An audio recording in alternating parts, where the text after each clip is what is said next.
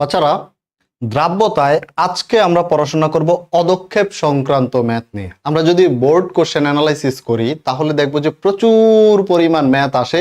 অদক্ষেপ পড়বে কি পড়বে না, কোথায় অদক্ষেপ পড়ার পসিবিলিটি আছে, কোথায় অদক্ষেপ পড়ার পসিবিলিটি নাই, কখন অদক্ষেপ পড়বে, কখন অদক্ষেপ পড়বে না, পড়লে কে আগে অদক্ষিপ্ত হবে, কে পরে অদক্ষিপ্ত হবে। এই যে কনফিউশনগুলা, এইগুলা নিয়ে প্রচুর প্রশ্ন থাকে আমাদের বোর্ড এক্সাম এবং অ্যাডমিশন টেস্টে। তো আজকে আমরা এই একটা ক্লাসে অদক্ষেপ সংক্রান্ত যে সকল কনফিউশন আছে, যে সকল ম্যাথের টাইপস আছে এবং বোর্ড কোশ্চেন আছে, সবগুলা ইনশাল্লাহ এক ক্লাসে সলভ করে ফেলবো। ঠিক আছে, তো চলো আমরা স্টার্ট করি অদক্ষেপ সংক্রান্ত ম্যাথ নিয়ে পড়াশোনা। তো কখন অদক্ষেপ পড়বে, কখন অদক্ষেপ পড়বে না, হ্যাঁ, কেন পড়বে কেন পড়বে না, এই জিনিসগুলো সম্পর্কে জানতে হলে আমাদের কেএসপি এবং কেআইপি সম্পর্কে ধারণা থাকতে হবে, যেটা অলরেডি আমরা আগে পেয়ে আসছি। তো তারপর আমি এক লাইনে একটু বলি যে আমরা ধরো যে কোনো একটা যৌগ, যে কোনো কোনটা নিব, মনে করো আমি নিলাম হচ্ছে লেড আয়োডাইড। লেড আয়োডাইড এটা কিভাবে ভাঙে, এটা ভাঙে এইভাবে যে lead 2 plus plus 2 iodide minus, এইটা, তাই না? এখন এই যৌগটার ক্ষেত্রে আমরা যদি কেএসপি নির্ণয় করতে যাই, কেএসপি এবং কেআইপি, এই যৌগটার ক্ষেত্রে কেএসপি কেআইপি দুইটা যদি নির্ণয় করতে যাই, ওকে, ঘোলা হইতেছে কি? হ্যাঁ, তাহলে কেএসপি এবং কেআইপি এই দুইটা যদি নির্ণয় করতে যাই, কেএসপি আমরা কিভাবে নির্ণয় করি? এই যে লেড 2 প্লাস এইটার ঘনমাত্রা ইনটু আয়োডাইড মাইনাস এটার ঘনমাত্রার উপর স্কয়ার। ঠিক আছে, এখন এই সেম যৌগটার জন্য আমরা যদি কে আইপি নির্ণয় করতে যাই, কে আইপি নির্ণয় করতে যাই, তাহলে কি লিখবো? তাহলে এরকম, এই লেড 2 প্লাস সাথে হচ্ছে এই আয়োডাইড আয়নের ঘনমাত্রার উপরে স্কয়ার। এখন ভাইয়া দুইটাই তো সেম জিনিস, একই জিনিস, তাই না? হ্যাঁ, দুইটা একই জিনিস। তাহলে একটাকে আমরা বলতেছি কেএসপি, আরেকটাকে বলতেছি আমরা কেআইপি। এই কেএসপিটা, এসপি কি? SP for solubility product. Solubility product বা দ্রাব্যতার গুণফল। প্রোডাক্ট মানে কি? গুণফল। আরেকটা হচ্ছে KIP for ionic product. Ionic product মানে কি? মানে আয়নিক গুণফল, আয়নের গুণফল। ঠিক আছে, এখন তাহলে দুইটাই যদি সেম জিনিস হয়, পার্থক্য কি? পার্থক্য হচ্ছে দ্রাব্যতার যে ডেফিনেশন, সেই ডেফিনেশনে আমরা একটা কথা ইউজ করি, সেটা হচ্ছে সম্পৃক্ত, তাই না? তো যখন আমরা সলিউবিলিটি প্রোডাক্টের কথা বলবো, দ্রাব্যতার গুণফলের কথা বলবো, তখন আমরা এটাকে ধরে নিব যে এই দ্রবণটা সম্পৃক্ত অবস্থায় আছে। কোন অবস্থায় আছে? সম্পৃক্ত। মানে এই দ্রবণটা, এটা যদি সম্পৃক্ত অবস্থায় থাকে, সম্পৃক্ত অবস্থায় থাকে, তখন এটাকে আমরা বলবো হচ্ছে দ্রাব্যতার গুণফল। ঠিক আছে, সম্পৃক্ত অবস্থায় থাকলে আমরা বলবো হচ্ছে দ্রাব্যতার গুণফল। কিন্তু সম্পৃক্ত অবস্থা ছাড়া অন্য যে কোনো অবস্থা,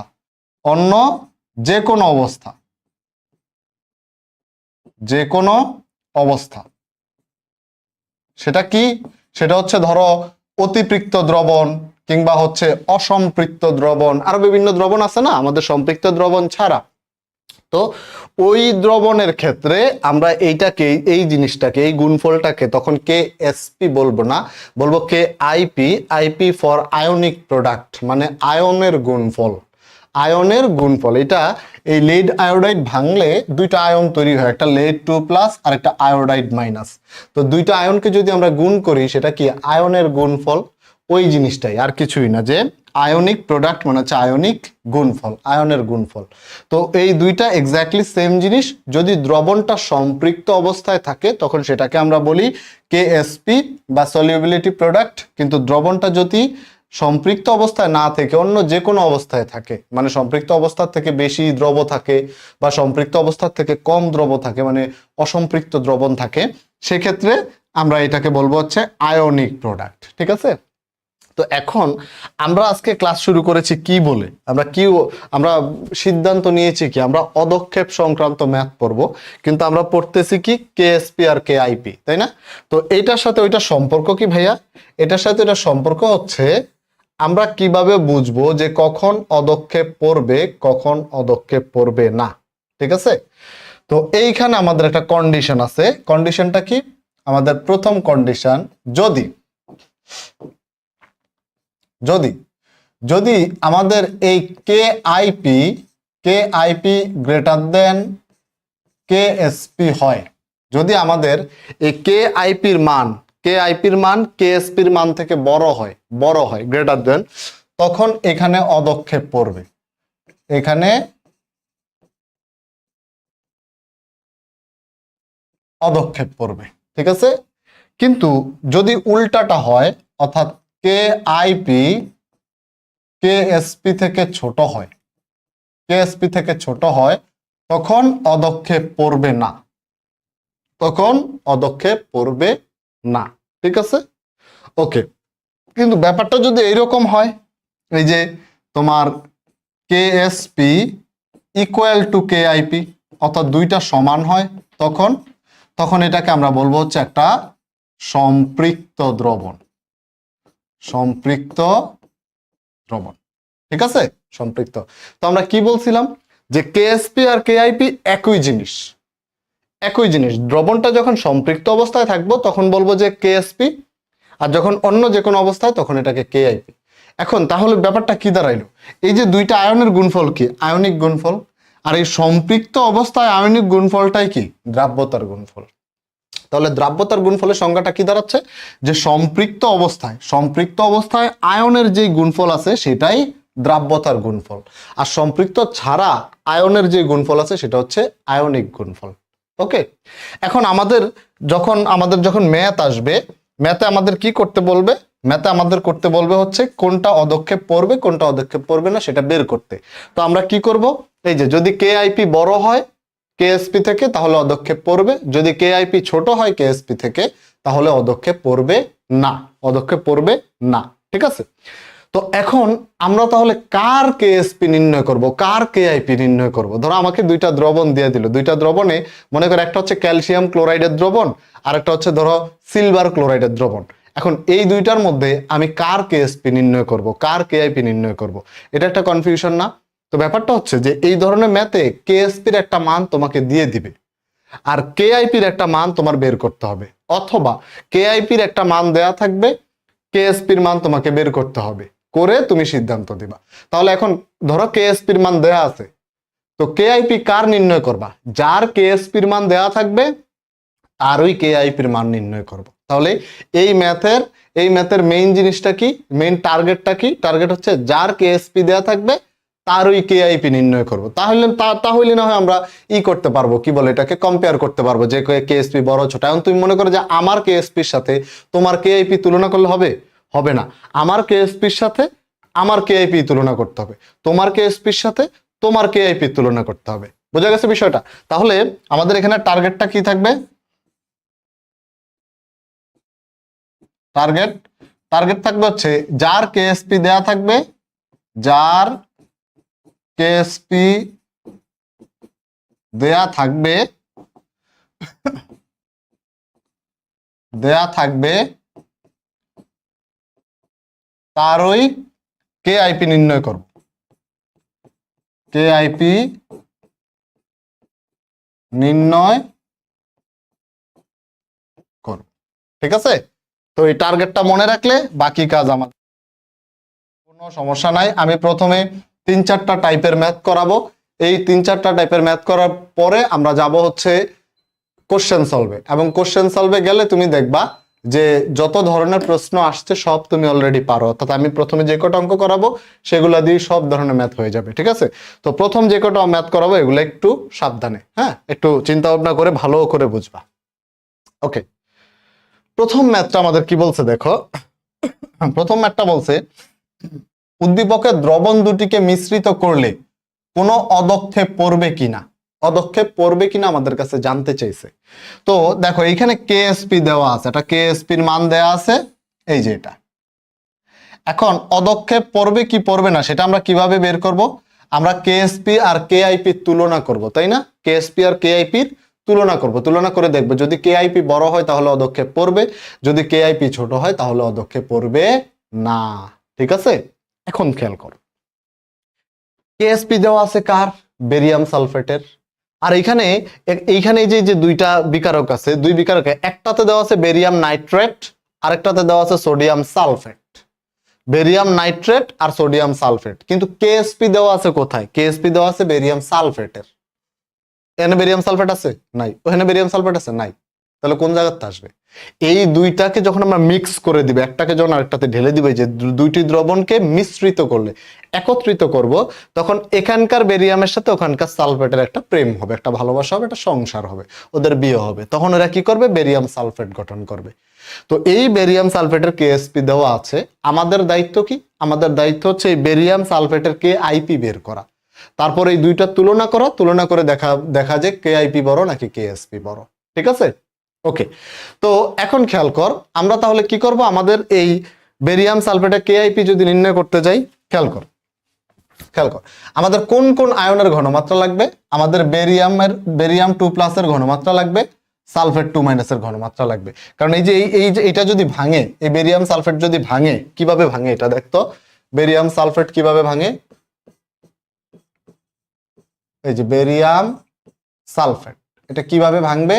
এটা ভাঙবে হচ্ছে বেরিয়াম 2+ প্লাস সালফেট 2-, এভাবে ভাঙে, তাই না?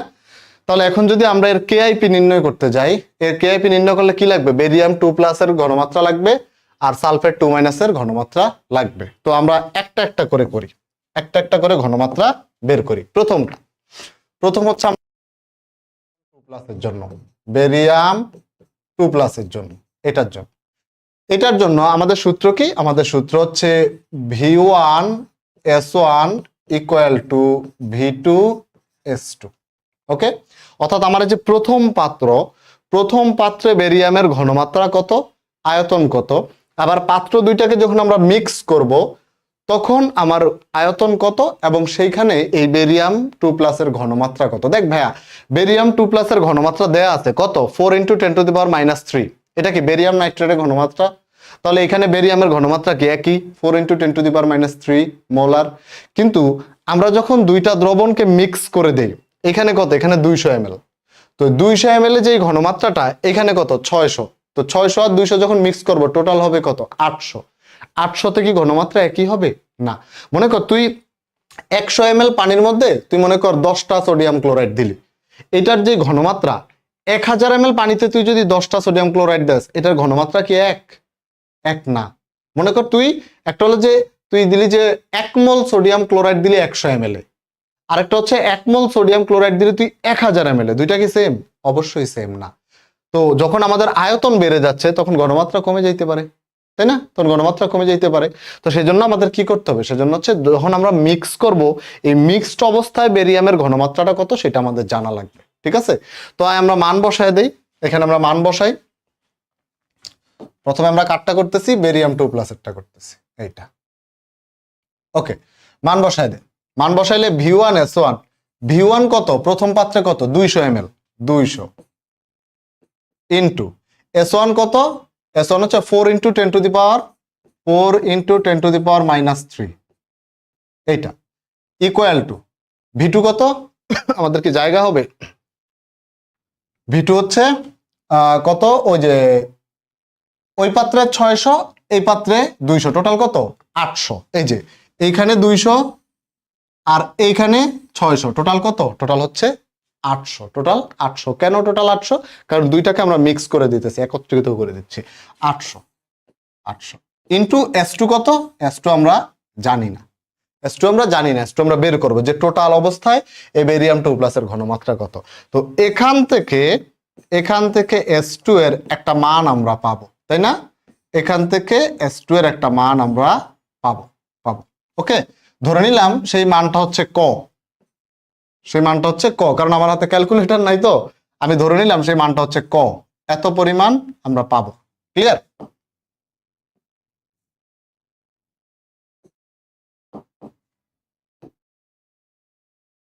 এখানে একটা মান আমরা পাবো।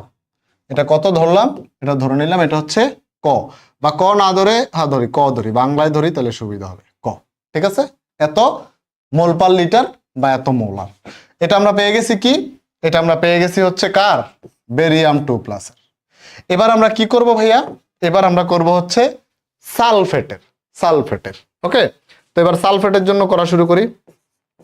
সালফেট 2-, এইটা সালফেট 2- ওর জন্য।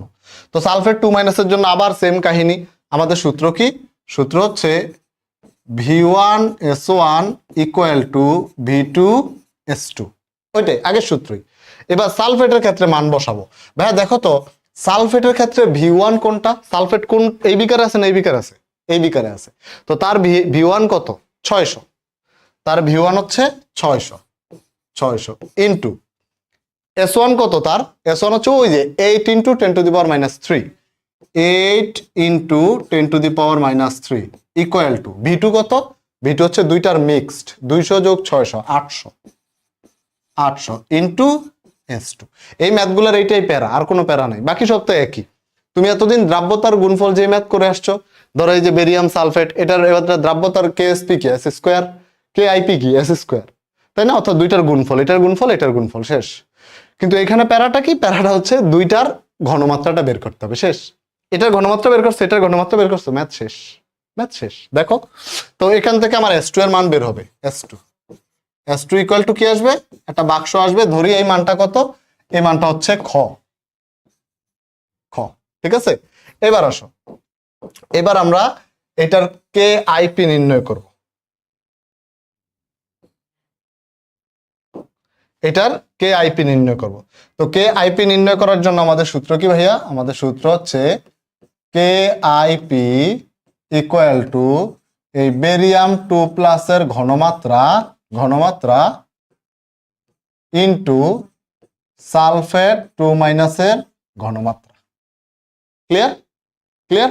আয়নিক গুণফল, অর্থাৎ এটার ঘনমাত্রা এটার ঘনমাত্রা, কোনোটার আগে পরে 2, 3 কিছুই নাই, এই জন্য কোনোটার আমার পাওয়ারও দেওয়া লাগে নাই। মান বসায় দাও। এখানে বেরিয়াম 2+ এর যে ঘনমাত্রাটা পাইছো, অর্থাৎ এই যে ক, এটা বসায় দিবা, ক ইন্টু সালফেটের যে ঘনমাত্রাটা পাইছো এখানে এই যে এটা বসায় দিব, খ। ঠিক আছে, তারপর এইখানে নতুন একটা মান পাবা কেআইপি, কেআইপির একটা নতুন মান পাবা, ধরো এই মানটা হচ্ছে এক্স, ঠিক আছে, এক্স। এখন অদক্ষেপ পড়বে কি পড়বে না, অদক্ষেপ পড়বে কি পড়বে না ভাইয়া, কেএসপির একটা মান দেয়া আছে না, আর কেআইপির একটা মান তুমি বের করছো না। এবার তুমি বলবা, দেখবা যে ধরো এখানে কেএসপির মান দেওয়া আছে 20, তুমি কেআইপি পাইছো 30, তাহলে অদক্ষেপ পড়বে না পড়বে না? এই যে এখানে কি বলছি, কেআইপি বড় হলে অদক্ষেপ পড়বে, কেআইপি ছোট হলে অদক্ষেপ পড়বে না। তো মনে করো এখানে কেএসপি দেওয়া আছে 20, তুমি কেআইপি পাইছো 30, তাহলে অদক্ষেপ পড়বে? অবশ্যই পড়বে। অথবা এখানে কেএসপি দেওয়া আছে 20, তুমি কেআইপি পাইছো 10, অদক্ষেপ পড়বে? না, পড়বে না, শেষ, ম্যাথ শেষ। ক্লিয়ার? তো তোমার কাজ কি, তুমি মানে এইখানে একটু ক্যালকুলেটর চাপ দিবা, ক্যালকুলেটর চাপ দিলে ক্যালকুলেটর যেটা বলবে এটা এখানে বসাবা, আবার এইখানে ক্যালকুলেটর চাপ দিয়ে যেটা বলবে এটা বসাবা। এবারে কয়ের মান এই দুইটাতে বসায় দিয়ে গুণ করবা, গুণ করলে নতুন একটা মান আসবে, এই মানটার সাথে তুমি তুলনা করবা কেএসপির সাথে। ঠিক আছে, তুলনা করে যেটা বড় হবে, যদি কেআইপি বড় হয় অদক্ষেপ পড়বে, কেআইপি ছোট হলে অদক্ষেপ পড়বে না। তারপর ভাই যাতে কনফিউশন যাতে না লাগে, ভাই এখানে লিখে দিচ্ছি যে কি করবা, তুমি কি করবা। এবার কেএসপি ও কেআইপি এর মানের তুলনা করব,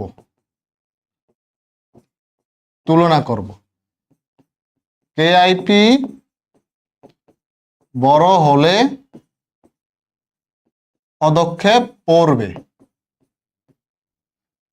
কেএসপি বড় হলে পড়বে না। লাউড এন্ড ক্লিয়ার, তাই না? একদম সিম্পল। আমি আশা করি হোপফুলি তোমরা এই কাজটুকু করতে পারবা। ঠিক আছে, তো এইসব ম্যাথে আমাদের মেইন কাজ কি? আমাদের মেইন কাজ হচ্ছে ঘনমাত্রা, আয়নের ঘনমাত্রাগুলো বের করা, বের করে আয়নিক গুণফল বের করা, বের করে কেএসপির সাথে সেই মানটা তুলনা করা, সেই মানটা তুলনা করে একটা সিদ্ধান্ত দিয়ে দেওয়া যে ডিয়ার স্যার, প্রিয় স্যার, দেখেন এখানে কেআইপি বড়, তাহলে অদক্ষেপ পড়বে, অথবা ডিয়ার স্যার, প্রিয় স্যার, এখানে কেআইপি অথবা এখানে কেআইপি ছোট বা কেএসপি বড়, এখানে অদক্ষেপ পড়বে না। সিম্পল, ঠিক আছে? হোপফুলি আমরা পারবো। যাই পরেরটাতে।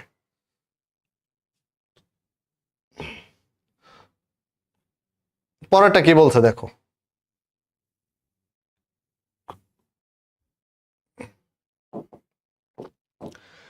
পরেরটা বলছে কোন দ্রবণে কপার 2+ নিকেল 2+। আমি প্রথমেই কি করি, প্রথমেই হচ্ছে এখান থেকে যত টাইপের ম্যাথ আসতে পারে ওইগুলো আগে করাই। এজন্য পাশাপাশি দুইটা ম্যাথের প্যাটার্ন কমন পড়বে না। তো প্রথম 30 মিনিট তুমি ক্লাসে কি করবা, সার্ভাইভ করবা, একের পর এক নতুন নতুন আইটেমের ম্যাথ আসতেছে। কিন্তু পরের 30 মিনিট তুমি দেখবা সবই তো পারি। তার মানে প্রথমে আমরা তোমাকে আমি টাইপগুলো বুঝাইতেছি, এরপরে দেখবা যে সব তুমি পারতেছো, ঠিক আছে? তো দেখো, কোন দ্রবণে কপার 2+ এবং নিকেল 2+, কপার 2+ এবং নিকেল 2+, উভয়ের ঘনমাত্রা দেওয়া আছে, উভয় আয়নের ঘনমাত্রা দেওয়া আছে। কত দেওয়া আছে? দুইটারই ঘনমাত্রা সেম, 2.5 × 10⁻³ মোলার।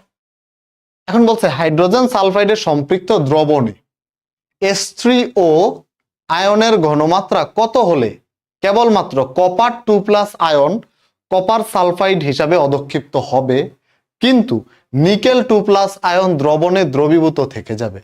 এখন এখানে আমার কেএসপির মান দেওয়া আছে দুইটা, একটা হচ্ছে নিকেল সালফাইডের জন্য, আরেকটা হচ্ছে হাইড্রোজেন সালফাইডের জন্য। প্রশ্ন বুঝলে ম্যাথ সহজ, এজন্য আমরা কি করব, আগে আমরা প্রশ্ন বুঝবো যে কি বলছে এখানে। হ্যাঁ, কি বলছে। তো দেখো প্রশ্নটা কি বলছে, প্রশ্নে দুইটা মান দেয়া আছে, প্রশ্নে দুইটা মান দেয়া আছে, একটা হচ্ছে কপার 2+, আর একটা হচ্ছে নিকেল 2+, এই দুইটার ঘনমাত্রা। এখন বলছে এখানে আমরা হাইড্রোজেন সালফাইডের একটা দ্রবণে আমরা কি করব, এই হাইড্রোনিয়াম আয়ন H3O+ আয়নের ঘনমাত্রা কত হলে কেবলমাত্র কপার 2+ আয়ন কপার সালফাইড হিসাবে অদক্ষিপ্ত হবে, কিন্তু নিকেল 2+ আয়ন দ্রবণে দ্রবীভূত থেকে যাবে, নিকেল 2+ দ্রবণে দ্রবীভূত থেকে যাবে। তার মানে আমার এখানে বুঝাইতে চাইছে একদম সিম্পল, যে এইখানে নিকেলের যেটা, এই নিকেল 2+ অদক্ষিপ্ত হতে পারবে না। নিকেল 2+, অর্থাৎ নিকেল সালফাইডের অদক্ষেপ পড়তে দেওয়া যাবে না। অদক্ষেপ কপার সালফাইডের পড়তে পারে, অর্থাৎ একটা দ্রবণ, এই দ্রবণে ধরো নিকেল 2+ আছে, কপার সালফাইডও কি বলে এটাকে, কপার 2+ আছে। মনে করো এটা একটা দ্রবণ, হ্যাঁ, এটা একটা দ্রবণ। এইখানে এই যে এখানে কপার 2+ আছে, এখানে নিকেল 2+ আছে। তুমি তার মধ্যে কি দিলা, তার মধ্যে দিলে হচ্ছে H2S, হাইড্রোজেন সালফাইড। এই হাইড্রোজেন সালফাইড দিয়ে তুমি বললা, এই হাইড্রোজেন সালফাইড দিয়ে তুমি বললা যে এখানে কপার সালফাইডের অদক্ষেপ পড়বে, কিন্তু নিকেল সালফাইডের কোনো অদক্ষেপ পড়তে দেয়া যাবে না, নিকেল সালফাইডের কোনো অদক্ষেপ পড়তে পারবে না। এটা প্যারা হয়ে গেল না? কারণ কপার 2+ আছে, নিকেল 2+ আছে, কপার সালফাইডের অদক্ষেপ পড়বে, কিন্তু নিকেল সালফাইডের অদক্ষেপ পড়বে না, পড়তে দেওয়া যাবে না। তাহলে এখন তোমাকে কি বলছে, তোমাকে বলছে যে তাহলে এখানে এই যে হাইড্রোজেন সালফাইড যখন তুমি দিবা, তখন এই হাইড্রোনিয়াম আয়ন উৎপন্ন হবে, এই হাইড্রোনিয়াম আয়ন উৎপন্ন বলছে, এই হাইড্রোনিয়ামের আয়নের ঘনমাত্রা কত হলে, হাইড্রোনিয়াম আয়নের ঘনমাত্রা ঠিক কত হলে শুধুমাত্র কপার সালফাইডই অদক্ষিপ্ত হবে, নিকেল সালফাইড অদক্ষিপ্ত হবে না, নিকেল সালফাইড অদক্ষিপ্ত হবে না, অদক্ষিপ্ত হবে না। হোপফুলি প্রশ্নটা বুঝতে পারছি। এখন যখন আমরা ম্যাথ করা শুরু করব, ম্যাথ করলে আমরা জিনিসটা ধীরে ধীরে বুঝতে পারবো যে এখানে আসলে কি করতে চাচ্ছি, ঠিক আছে? এখানে আসলে আমরা কি করতে চাচ্ছি। ওকে, দেখ খেয়াল কর, একটা একটা করে করি আমরা। প্রথমে নিকেল সালফাইডের কি দেওয়া আছে, কেএসপি দেওয়া আছে, তাই না? এই যে নিকেল সালফাইড, এটার কেএসপি দেওয়া আছে। তো খেয়াল করো নিকেল সালফাইড ভাঙে কেমনে, নিকেল সালফাইড এটা এইভাবে ভাঙে,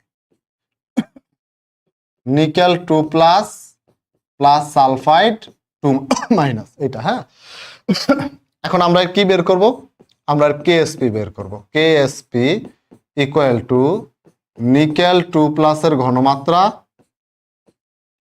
সাথে সালফাইড 2- এর ঘনমাত্রা, এগুলো আমরা শিখে আসছি। ওকে, এইটা এখন কেএসপির মান দেয়া আছে না? দেয়া আছে। নিকেল 2+ এর ঘনমাত্রা দেওয়া আছে না? দেওয়া আছে, এই যে এটা। এখান থেকে আমরা সালফাইডের ঘনমাত্রাটা বের করব। তাহলে কেএসপির মানটা বসায় দাও। নিকেল সালফাইডের কেএসপি কত? 3 × 10⁻⁻21 3 × 10⁻⁻21 ইকুয়াল টু নিকেল 2+ কত? 2.5 × 10⁻⁻13 এইটা ইন্টু ইন্টু এই সালফাইডের ঘনমাত্রা, সালফাইডের ঘনমাত্রা। তো এখান থেকে আমরা হচ্ছে সালফাইডের একটা মান আমরা পাবো, সালফাইডের একটা ঘনমাত্রা আমরা এখান থেকে বের করব। হ্যাঁ, ধরলাম এই মানটা হচ্ছে ক, এই মানটা হচ্ছে ক। এখন সালফাইডের যেই ঘনমাত্রাটা তুমি পাইলা ভাইয়া, এই ঘনমাত্রাটা কোন অবস্থায়? এই ঘনমাত্রাটা হচ্ছে কেএসপি অবস্থায়। কেএসপি মানে কি? কেএসপি মানে হচ্ছে সম্পৃক্ত অবস্থায়, সম্পৃক্ত। এখন সম্পৃক্ত শব্দের মানে কি? সম্পৃক্ত শব্দের মানে হচ্ছে যতটুকু প্রয়োজন ততটুকু আয়োজন। মানে একটা দ্রবণে, একটা মনে করো একটা দ্রবণে তুমি দ্রব লাগবে 10 মোল, তুমি ঠিক 10 মোলই দিছো, একদম ঠিক যতটুকু লাগবে ততটুকুই আছে। এর থেকে যদি কম হয় দ্রবণটা অসম্পৃক্ত, এর থেকে যদি বেশি হয় দ্রবণটা অতিপৃক্ত, মানে অদক্ষেপ পড়ে যাবে। এর থেকে বেশি হইলেই কি? অদক্ষেপ পড়ে যাবে।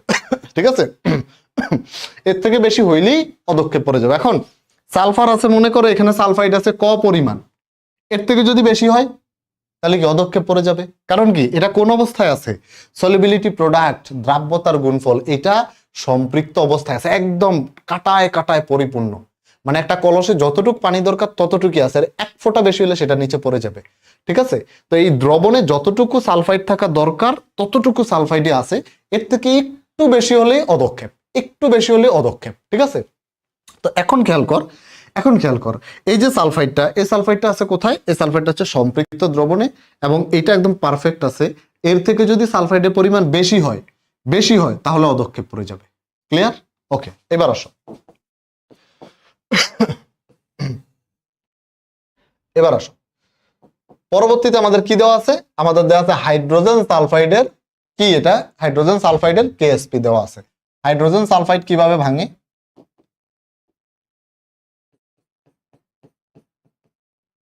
হাইড্রোজেন সালফাইড এটা ভাঙে এইভাবে, দুইটা হাইড্রোজেন প্লাস সাথে সালফাইড 2-। আচ্ছা, যে হাইড্রোজেন প্লাস কি মূলত তারা কি বলছে?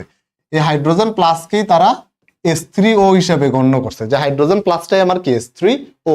হাইড্রোজেন প্লাস যা হাইড্রোনিয়াম আয়নতা, কারণ এটা একটা দ্রবণ না, অ্যাকুয়াস সলিউশন না। দ্রবণের ক্ষেত্রে H+টা H3O হিসাবে থাকে, একই কথা। হ্যাঁ, তো আমরা যদি এইটার কেএসপি নির্ণয় করি, এইটার কেএসপি নির্ণয় করলে এখানে হবে এই হাইড্রোনিয়াম আয়নের ঘনমাত্রা, অর্থাৎ এই হাইড্রোজেনের ঘনমাত্রা, এটার উপর কি? এটার উপর স্কয়ার ইন্টু সালফাইডের ঘনমাত্রা যেমনে আছে এমনি। ওকে, এবার দেখো, এবার আমরা এখানে মান বসায় দিব। কেএসপির মান দেয়া আছে না? কেএসপির মান দেয়া আছে, ওই যে 1.1 × 10⁻22, 1.1 × 10⁻22 ইকুয়াল টু হাইড্রোনিয়াম আয়নের ঘনমাত্রা জানি না আমরা, H3O প্লাস এটার উপরে হচ্ছে স্কয়ার ইন্টু সালফাইডের ঘনমাত্রা কত?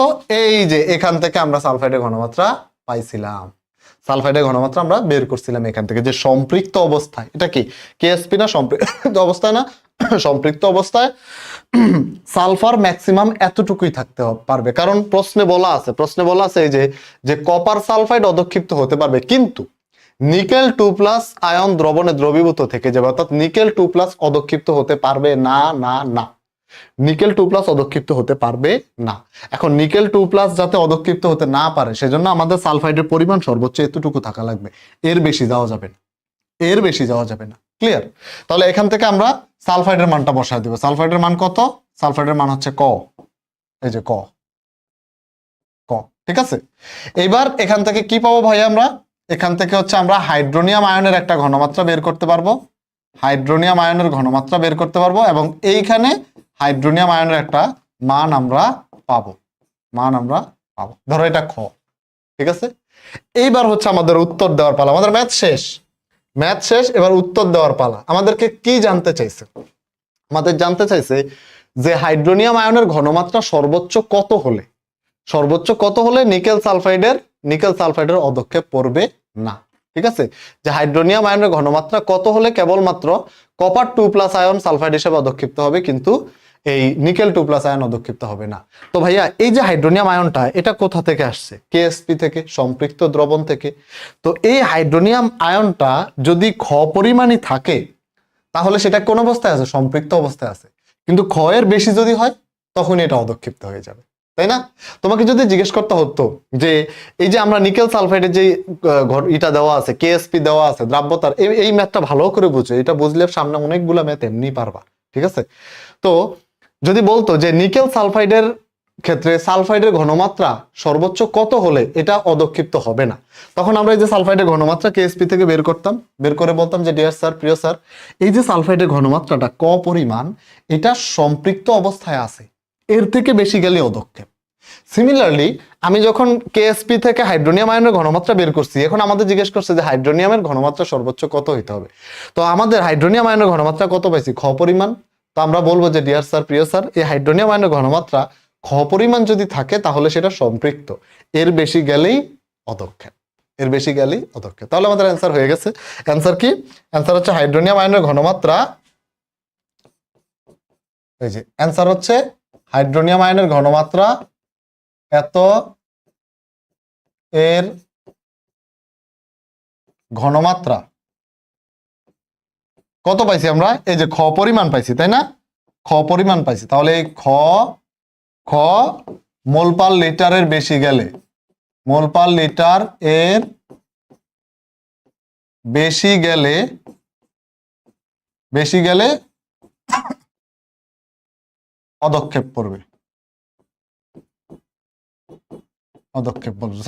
হাইড্রোনিয়াম আয়নের ঘনমাত্রা কত হলে কেবলমাত্র কপার 2+ আয়ন কপার সালফেট হিসেবে অদক্ষিপ্ত হবে, কিন্তু নিকেল 2+ দ্রবণে দ্রবীভূত থাকবে।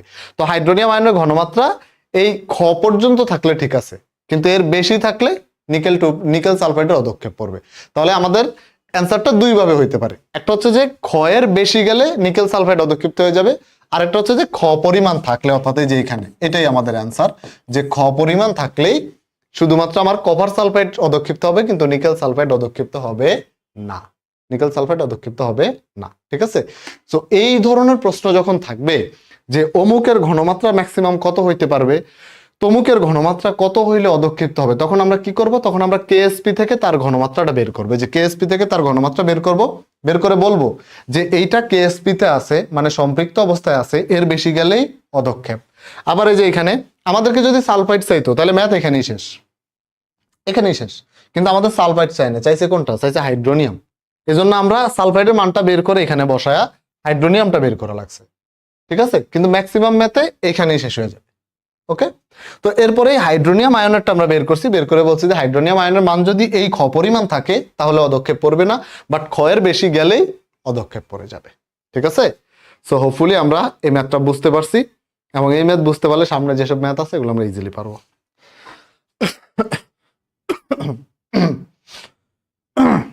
যা পরেরটা কি বলছে? বলছে উদ্দীপকের বিকারকের দ্রবণের মধ্যে রিয়েজেন্ট বোতল হতে 1 ml যোগ করব। 1 ml কোথা থেকে? এই যে এইটা থেকে, এটাতে কত ml যোগ করব? 1 ml।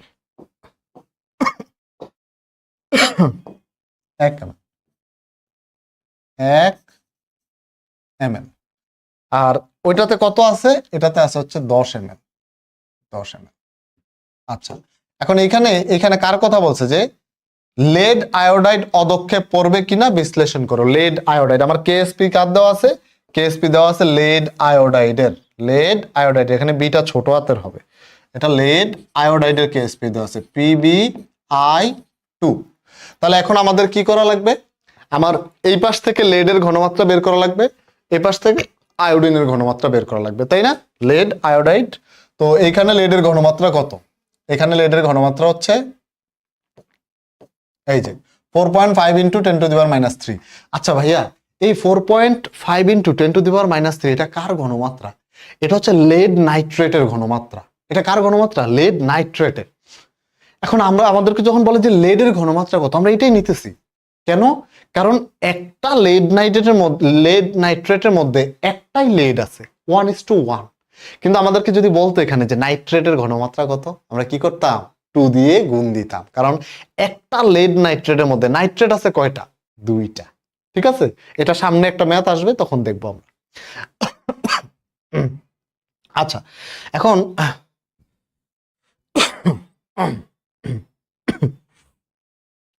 এখন এখানে পটাশিয়াম আয়োডাইডের ঘনমাত্রা দেওয়া আছে কত? 0.1। এই যে এটা। তাহলে এবার আমরা ওই যে প্রথম যে ম্যাথটা করছি সেই ম্যাথের মতো দুইটার ঘনমাত্রা বের করব, বের করে অ্যান্সার দিয়ে দেব। প্রথম আমরা লেডেরটা করি। লেড 2+, এটার জন্য করি লেড 2+। আমাদের সূত্র কি ভাইয়া? সূত্র হচ্ছে V1S1 = V2S2। মান বসায় দিই। V1 কত? V1 হচ্ছে 10 ml, 10 ইন্টু S1 কত? S1 হচ্ছে 4.5 ইন্টু 10⁻³ 10⁻³ ইকুয়াল টু V2 কত? V2 এখানে হচ্ছে 10 ml, এখানে হচ্ছে 1 ml, টোটাল কত? Total 11 ml। আমি সরি, আমার এই অসুস্থতার জন্য তোমরা খুব প্যারা খাইতেছো, মোবাইলে এসব কাশি টাশি শোনা ডিসকাস্টিং, আমি দুঃখিত। আচ্ছা তাহলে V2 কত? 10 আর 1 11 ml, 11 ml ইন্টু S2 আমরা জানি না, এখান থেকে আমরা S2 এর একটা মান পাবো। S2 এর একটা মান পাবো, সেই মানটা কত? আমরা ধরি সেই মানটা হচ্ছে ক মোল পার লিটার। ঠিক আছে, বা যে মোলার দেওয়া আছে তাহলে আমরা ডিরেক্ট ক মোলার লিখতে পারি। এটা হচ্ছে ক মোলার। মোলার আর মোল পার লিটার একই কথা, এটা হচ্ছে ক মোলার। এবার এরপর আমরা যাব কোথায়? এরপরে যাব আমরা আয়োডাইডের ক্ষেত্রে। কার ক্ষেত্রে? আয়োডাইডের ক্ষেত্রে। আয়োডাইড। তো আয়োডাইডের ক্ষেত্রে আমাদের সূত্র কি? একই সূত্র, V1S1 = V2S2। ওকে, V2S2। আচ্ছা মান বসায় দাও। আয়োডাইডের V1 কত? V1 হচ্ছে 1 ml, ওই যে এখানে 1 ml, 1 ইন্টু S1 কত? 0.1 মোলার। দেখো আয়োডাইডের 0.1 মোলার, 0.1 ইকুয়াল টু V2 কত? V2 টোটালটা 11 ml, 11 ml ইন্টু S2 জানি না। এখান থেকে আমরা আয়োডাইডের একটা ঘনমাত্রা পাবো S2 কত? ধরলাম আমরা এটা হচ্ছে খ। ম্যাথ শেষ। ম্যাথ শেষ। কেন শেষ? এখন আমরা কি করব? এখন আমরা দিব হচ্ছে এইটার, কোনটার? লেড আয়োডাইড, তাই না? লেড আয়োডাইডের KIP নির্ণয় করব। কি দেওয়া আছে?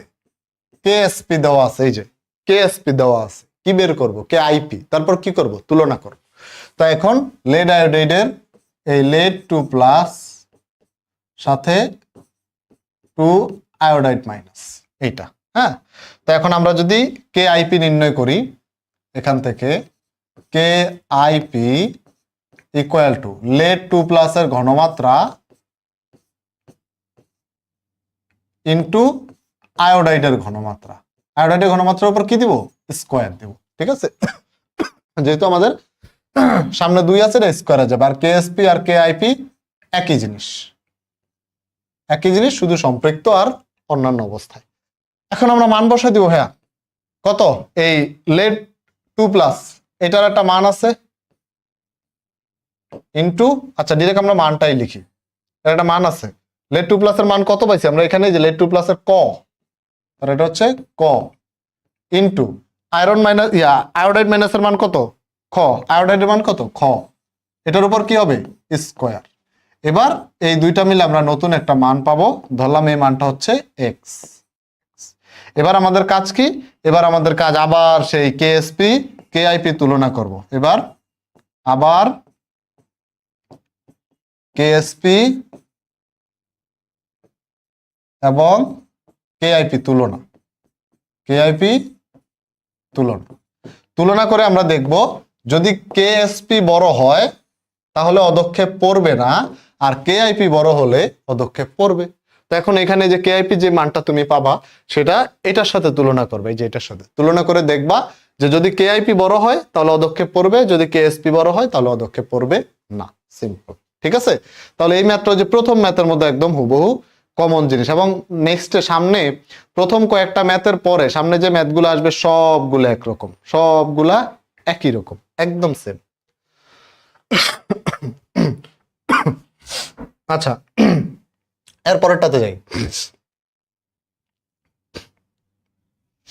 এটাতে কি বলছে যে উদ্দীপকের বিকারকের দ্রবণের মধ্যে রিয়েজেন্ট বোতল হতে ফোটায় ফোটায় দ্রবণ যোগ করা হলো।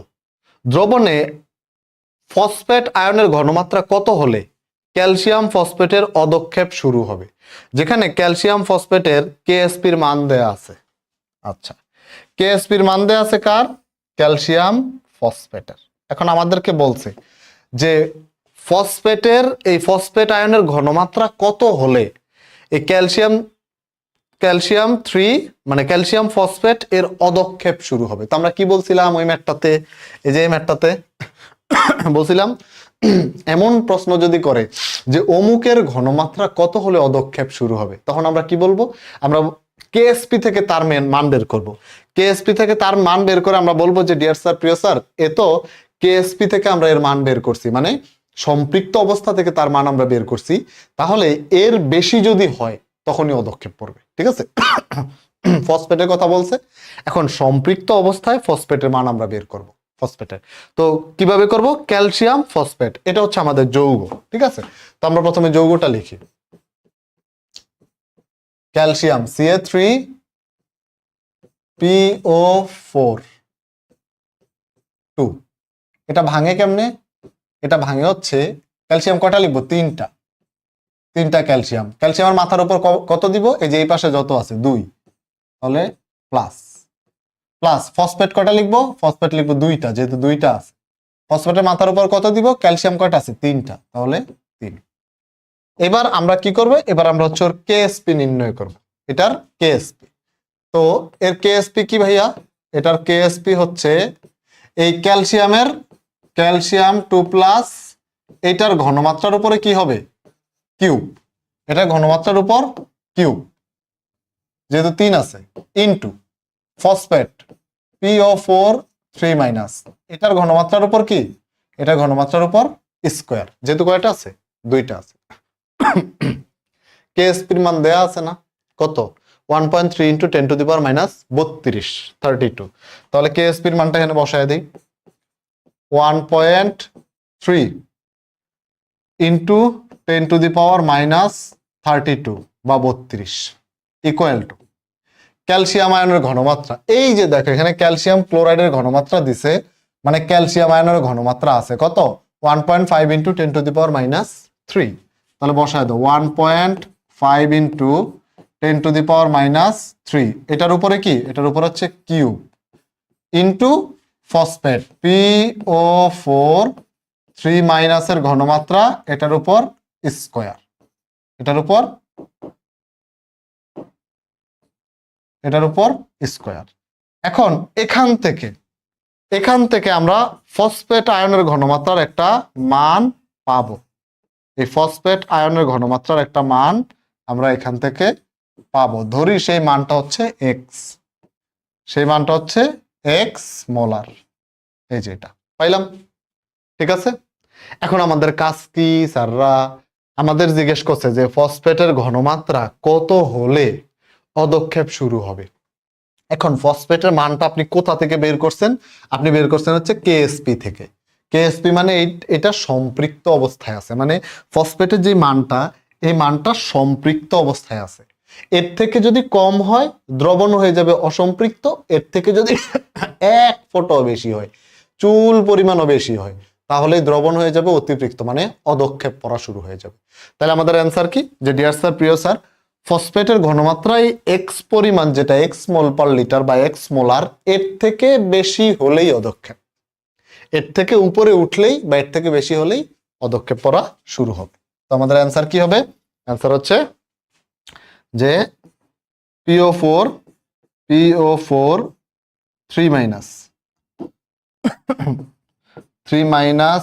এর ঘনমাত্রা এই এক্স মোলার, বা আমি ডিরেক্ট এক্স লিখলাম, এক্স এর বেশি হলেই অদক্ষেপ পড়বে, শেষ। এটাই আমাদের অ্যান্সার,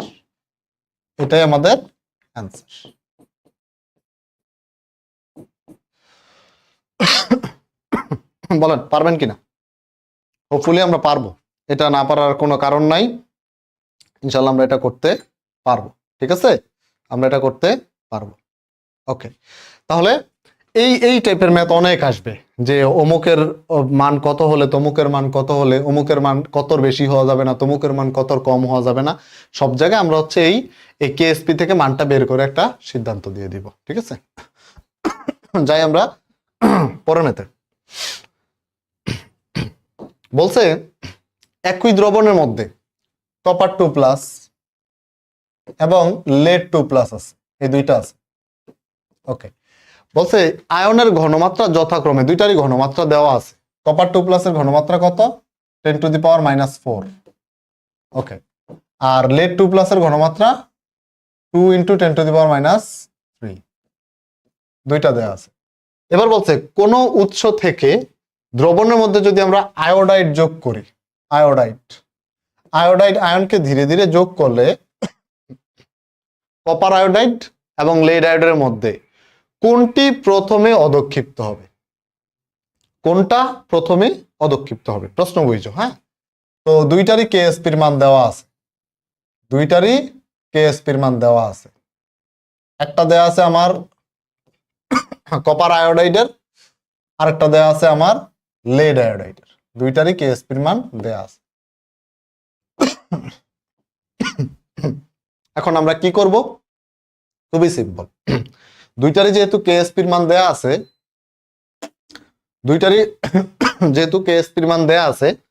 আমরা এই দুইটা থেকেই আমরা দেখব যে কোনটাতে আয়োডাইডের পরিমাণ কম লাগে। আমরা যোগ করব কি? আয়োডাইড যোগ করব, তাই না?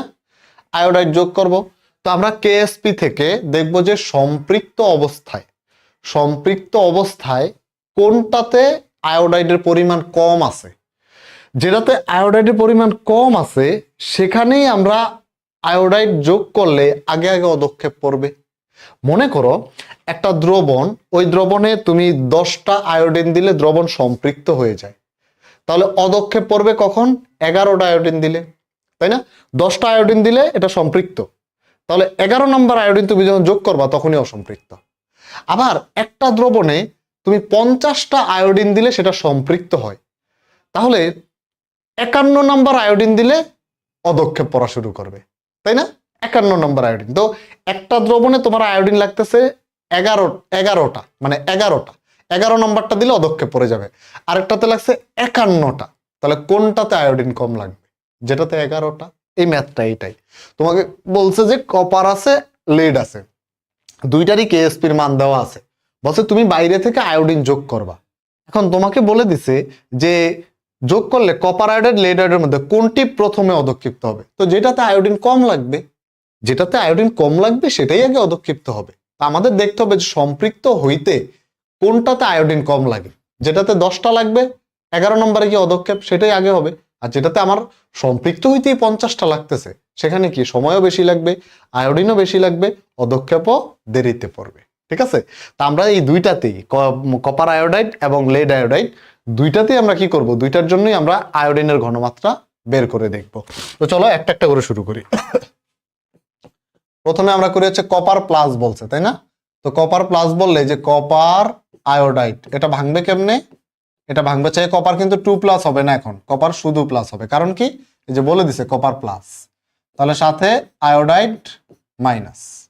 এখন এটার আমরা যদি কেএসপি বের করি, কেএসপি ইকুয়াল টু এই কপার প্লাসের ঘনমাত্রা সাথে আয়োডাইডের ঘনমাত্রা। ঠিক আছে, ওকে। তো কেএসপির মান দেয়া আছে, কেএসপির মান বসায় দিয়ে যে কপার আয়োডাইডের 5.3 ইন্টু 10⁻12, তাহলে 5.3 ইন্টু 10⁻12 ইকুয়াল টু কপার প্লাসের ঘনমাত্রা দেয়া আছে, দেখো এই যে কপার প্লাসের ঘনমাত্রা কত 1 ইন্টু 10⁻4। তো এটাকে আমরা ডিরেক্ট 10⁻4 লিখতে পারি, 1 লিখলেও যা, না লিখলেও তা। সাথে হচ্ছে আমার আয়োডাইডের ঘনমাত্রা, আয়োডাইডের ঘনমাত্রা। তো এখান থেকে আমরা আয়োডাইডের একটা ঘনমাত্রা পাবো, এখান থেকে আমরা আয়োডাইডের একটা ঘনমাত্রা পাবো। ধরি সেই ঘনমাত্রাটা হচ্ছে ক পরিমাণ, ক পরিমাণ। ঠিক আছে, ওকে। আসো পরের ক্ষেত্রে। আচ্ছা, এই আয়োডিনটা কোন অবস্থা থেকে বের করছো তুমি? সম্পৃক্ত অবস্থা থেকে বের করছো না? তাহলে এই আয়োডিন এখানে যতটুকু আছে ততটুকু অবস্থায় সম্পৃক্ত, এর থেকে বেশি গেলেই কি অদক্ষেপ। হ্যাঁ, পরেরটা হচ্ছে আমাদের লেড আয়োডাইড।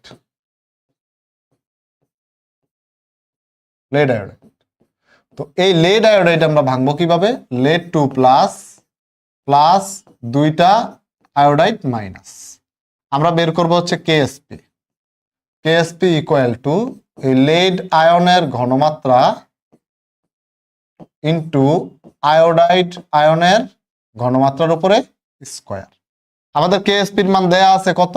এই যে 1.4 ইন্টু 10⁻⁻8, তাহলে 1.4 ইন্টু 10⁻⁻8 ইকুয়াল টু লেড 2 প্লাসের ঘনমাত্রা কত দেয়া আছে? ওই যে 2 ইন্টু 10⁻3, 2 ইন্টু 10⁻3 ইন্টু আয়োডাইডের ঘনমাত্রা, এটার উপর স্কয়ার।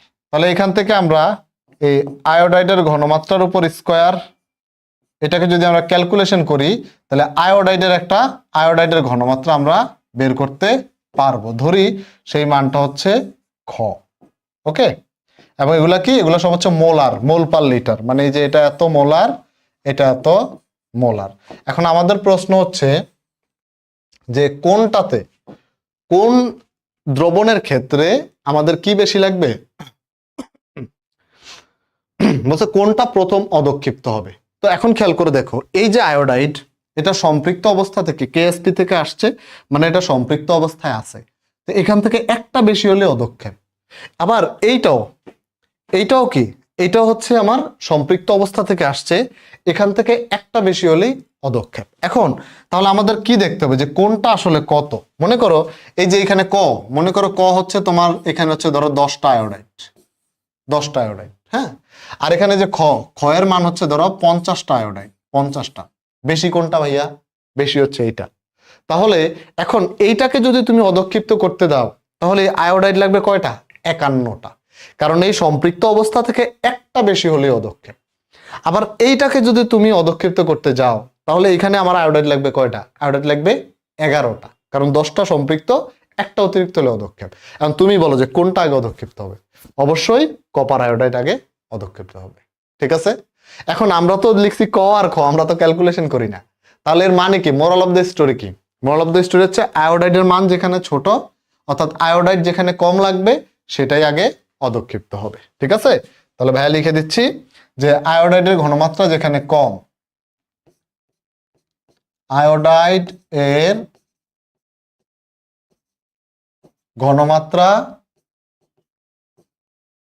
যেখানে কম, অর্থাৎ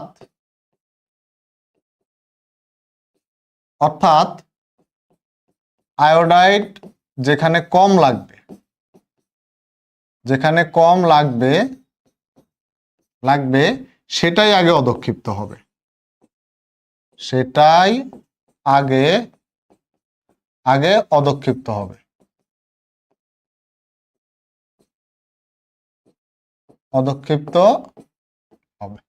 ঠিক আছে, তাহলে হোপফুলি আমরা এই ম্যাথ এখন করতে পারবো। চুটকির ব্যাপার, এগুলো এখন দিলেই নগদ আমরা করে ফেলবো, নগদ, কোনো প্যারা হবে না। ঠিক আছে, হোপফুলি কোনো প্যারা হবে না, কারণ আমরা এখন জিনিসগুলো বুঝে গেছি যে কিভাবে করতে হয়, কোনটা কিভাবে করতে হয়। হ্যাঁ, এখন এই যে বোর্ড কোশ্চেন গুলো ভাইয়া করাবো, যে বোর্ড কোশ্চেন দেখবি প্রত্যেকটা বোর্ড সব পারবি, তোরা সব পারবি, দেখ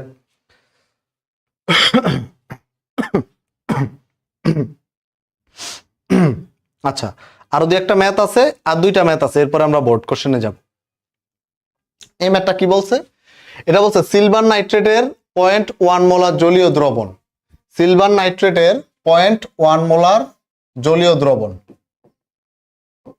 0.1 মোলার জলীয় দ্রবণ, দ্রবণে ফসফেট আয়নের ঘনমাত্রা কত হলে সিলভার ফসফেটের পদক্ষেপ শুরু হবে? ওই আবার সেম কথা, একদম সেম প্রশ্ন। তো আমাদের কি করছে, সিলভার ফসফেটের, এই সিলভার ফসফেটের কি দেওয়া আছে, এই সিলভার ফসফেটের কেএসপির মান দেওয়া আছে। তো বলছে সিলভার নাইট্রেটের 1.1 মোলার জলীয় দ্রবণে তুমি কি পরিমাণ ফসফেট দিলে সিলভার ফসফেটের অদক্ষেপ পড়া শুরু হবে। ওই আবার কেএসপি থেকে আমরা ফসফেটের মান বের করব, বের করে আমরা বলবো যে ডিয়ার স্যার, প্রিয় স্যার, এটা তো কেএসপি থেকে আসছে, মানে একদম সম্পৃক্ত অবস্থায় আছে, এর থেকে বেশি গেলে অদক্ষেপ। ঠিক আছে, যেমন যদি আমরা এটা করি, এটা করলে আমাদের যোগটা কি, সিলভার ফসফেট মানে Ag3PO4, এটাকে যদি আমরা ভাঙি, সিলভার লিখবো কয়টা, সিলভার লিখবো তিনটা, এই যে তিনটা আছে, সিলভার লিখবো তিনটা, তিনটা সিলভার, সিলভারের মাথার উপর কি যাবে, কয়টা যাবে, এখানে একটা আছে, তার মানে শুধু একটা প্লাস, প্লাস ফসফেট লিখবো একটা, মাথার উপর তিনটা সিলভার আছে, মানে 3-। এখন আমরা কি করব, এটার আমরা এটার কেএসপি নির্ণয় করব। তাহলে কেএসপি ইকুয়াল টু সিলভার আয়নের ঘনমাত্রা, এটার উপর কিউব, ইনটু ফসফেট আয়নের ঘনমাত্রা, এটার উপর কিছুই হবে না, যেহেতু এটা একটাই আছে, উপরে এক দেওয়া না দেওয়া একই কথা।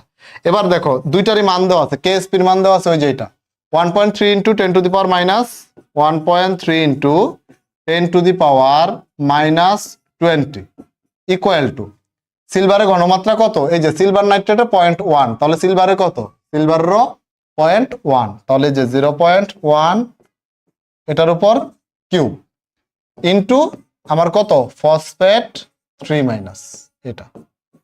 তো এখান থেকে আমরা ফসফেট 3- এর একটা মান পাবো, এখান থেকে ফসফেট 3- এর একটা মান আমরা পাবো, ধরলাম সেই মানটা কত, সেই মানটা হচ্ছে ক মোলার বা মোল পার লিটার। ঠিক আছে, ক মোলার।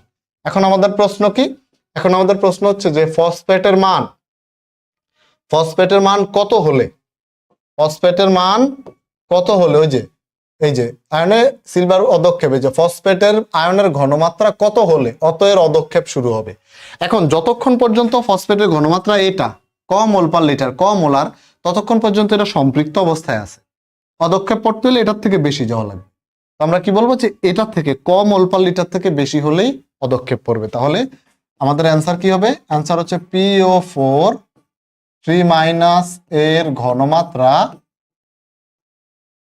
ঘনমাত্রা এই যে ক মোল পার লিটার বা মোলার এর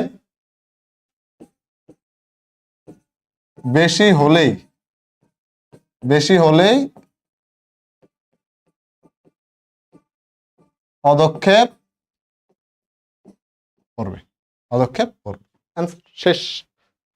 হোপফুলি এই ধরনের ম্যাথে তোমরা প্যারা খাবা না,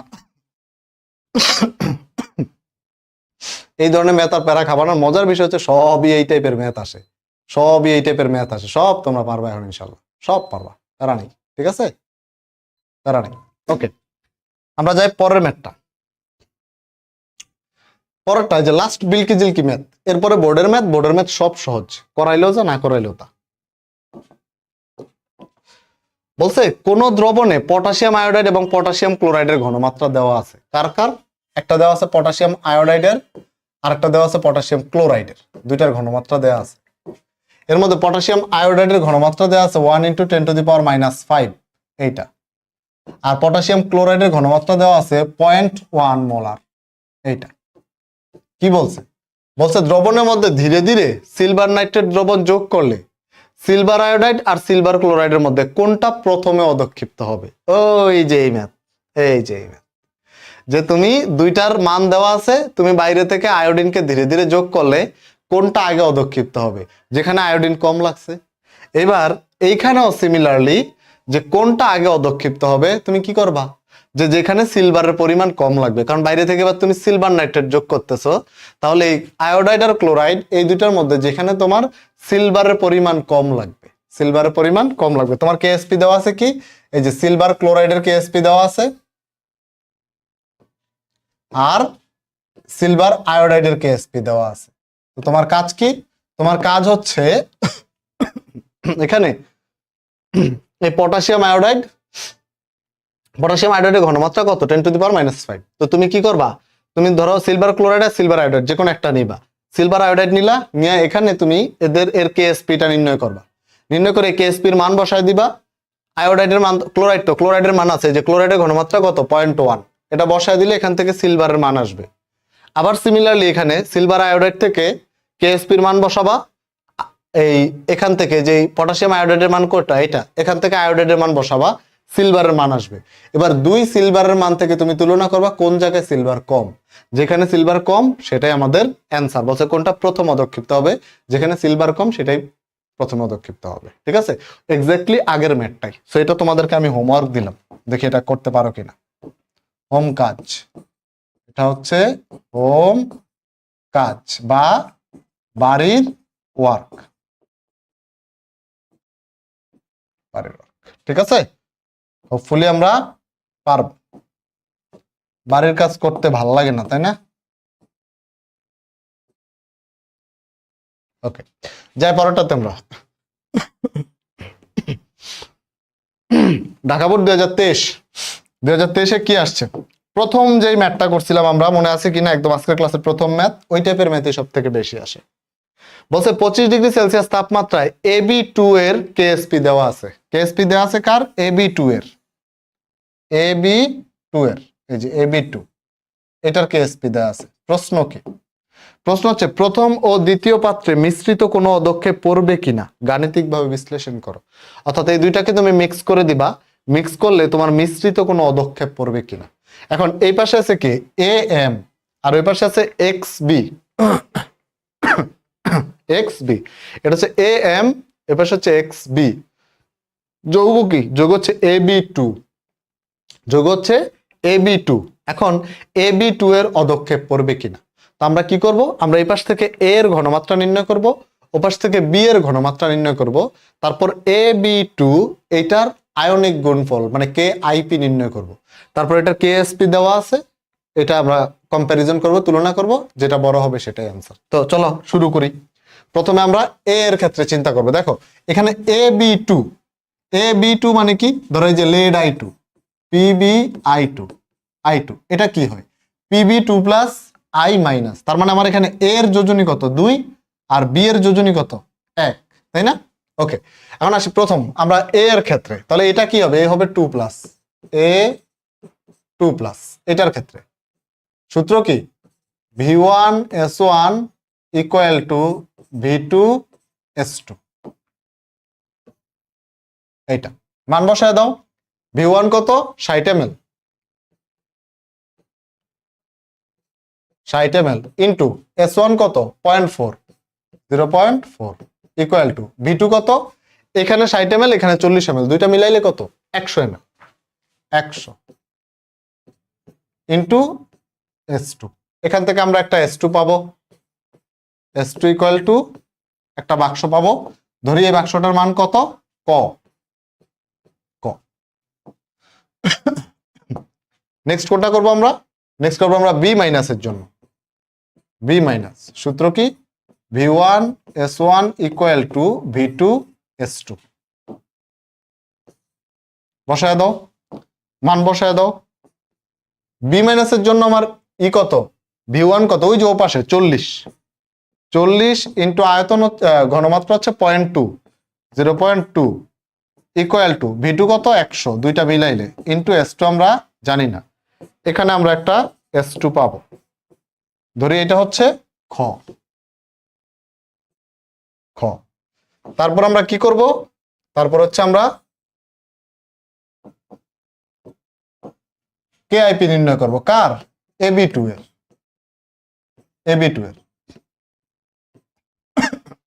করো A two plus plus two B minus, ঠিক আছে। এভাবে আমরা ভাঙা জানি, কেমনে ভাঙবো?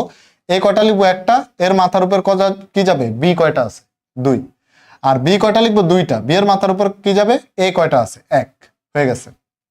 এবার আমরা এর কেআইপি নির্ণয় করব। কেআইপি ইকুয়াল টু এ এর ঘনমাত্রা, এটার গুণফল ইন্টু বি এর ঘনমাত্রা স্কয়ার। এখান থেকে এ এর ঘনমাত্রা কত পাইছো তুমি? এ পাইছো তুমি ক পরিমাণ, এই ক, ইন্টু বি কত পাইছো? বি পাইছো তুমি খ স্কয়ার। এবার এটা ক্যালকুলেটরে চাপ দিলে নতুন একটা মান আসবে, এটা হচ্ছে আমার এক্স। এবার আমরা কি করব? কেআইপি আর কেএসপি তুলনা করব। কেআইপি বড় হলে অদক্ষেপ পড়বে, কেএসপি বড় হলে অদক্ষেপ পড়বে না, ঠিক আছে। এরপর আমরা কি করব? এরপর হচ্ছে আমরা কেআইপি কেএসপি তুলনা করব। তুলনা শেষ। তুলনা করে যেটা আসবে সেটাই আমাদের অ্যান্সার, ঠিক আছে। সহজ জিনিস, একদম সহজ জিনিস, সবফুলি আমরা পারবো। আচ্ছা দেখো, এখানে বলছে 25 ডিগ্রি সেলসিয়াস তাপমাত্রায় বেরিয়াম নাইট্রেটের কেএসপি দেওয়া আছে, আবার বেরিয়াম সালফেটের কেএসপি দেওয়া আছে, দুইটা কেএসপি দেওয়া আছে। বলছে বি পাত্রের দ্রবণে সম্পূর্ণভাবে, যে বি পাত্রে এ পাত্র মিশ্রিত করলে, অর্থাৎ বি পাত্রে যদি আমরা এই পাত্র ঢেলে দেই, ঢেলে দিলে কোনো অদক্ষেপ পড়বে কিনা, কোনো অদক্ষেপ পড়বে কিনা। আচ্ছা, এখন অদক্ষেপ পড়বে কি পড়বে না সেটা আমরা কেমনে নির্ণয় করব? আগে কেআইপি নির্ণয় করব, কেএসপির সাথে তুলনা করব। এখন কেএসপি কয়টা দেওয়া? এখানে কেএসপি 2টা দেওয়া। কয়টা দেওয়া? 2টা। একটা কার? একটা হচ্ছে এই যে বেরিয়াম নাইট্রেটের, বেরিয়াম নাইট্রেটের। এটা কত? এটা হচ্ছে 4.64 × 10⁻³ এটা একটা। আরেকটা কার? আরেকটা হচ্ছে বেরিয়াম সালফেটের, এই যে বেরিয়াম সালফেটের।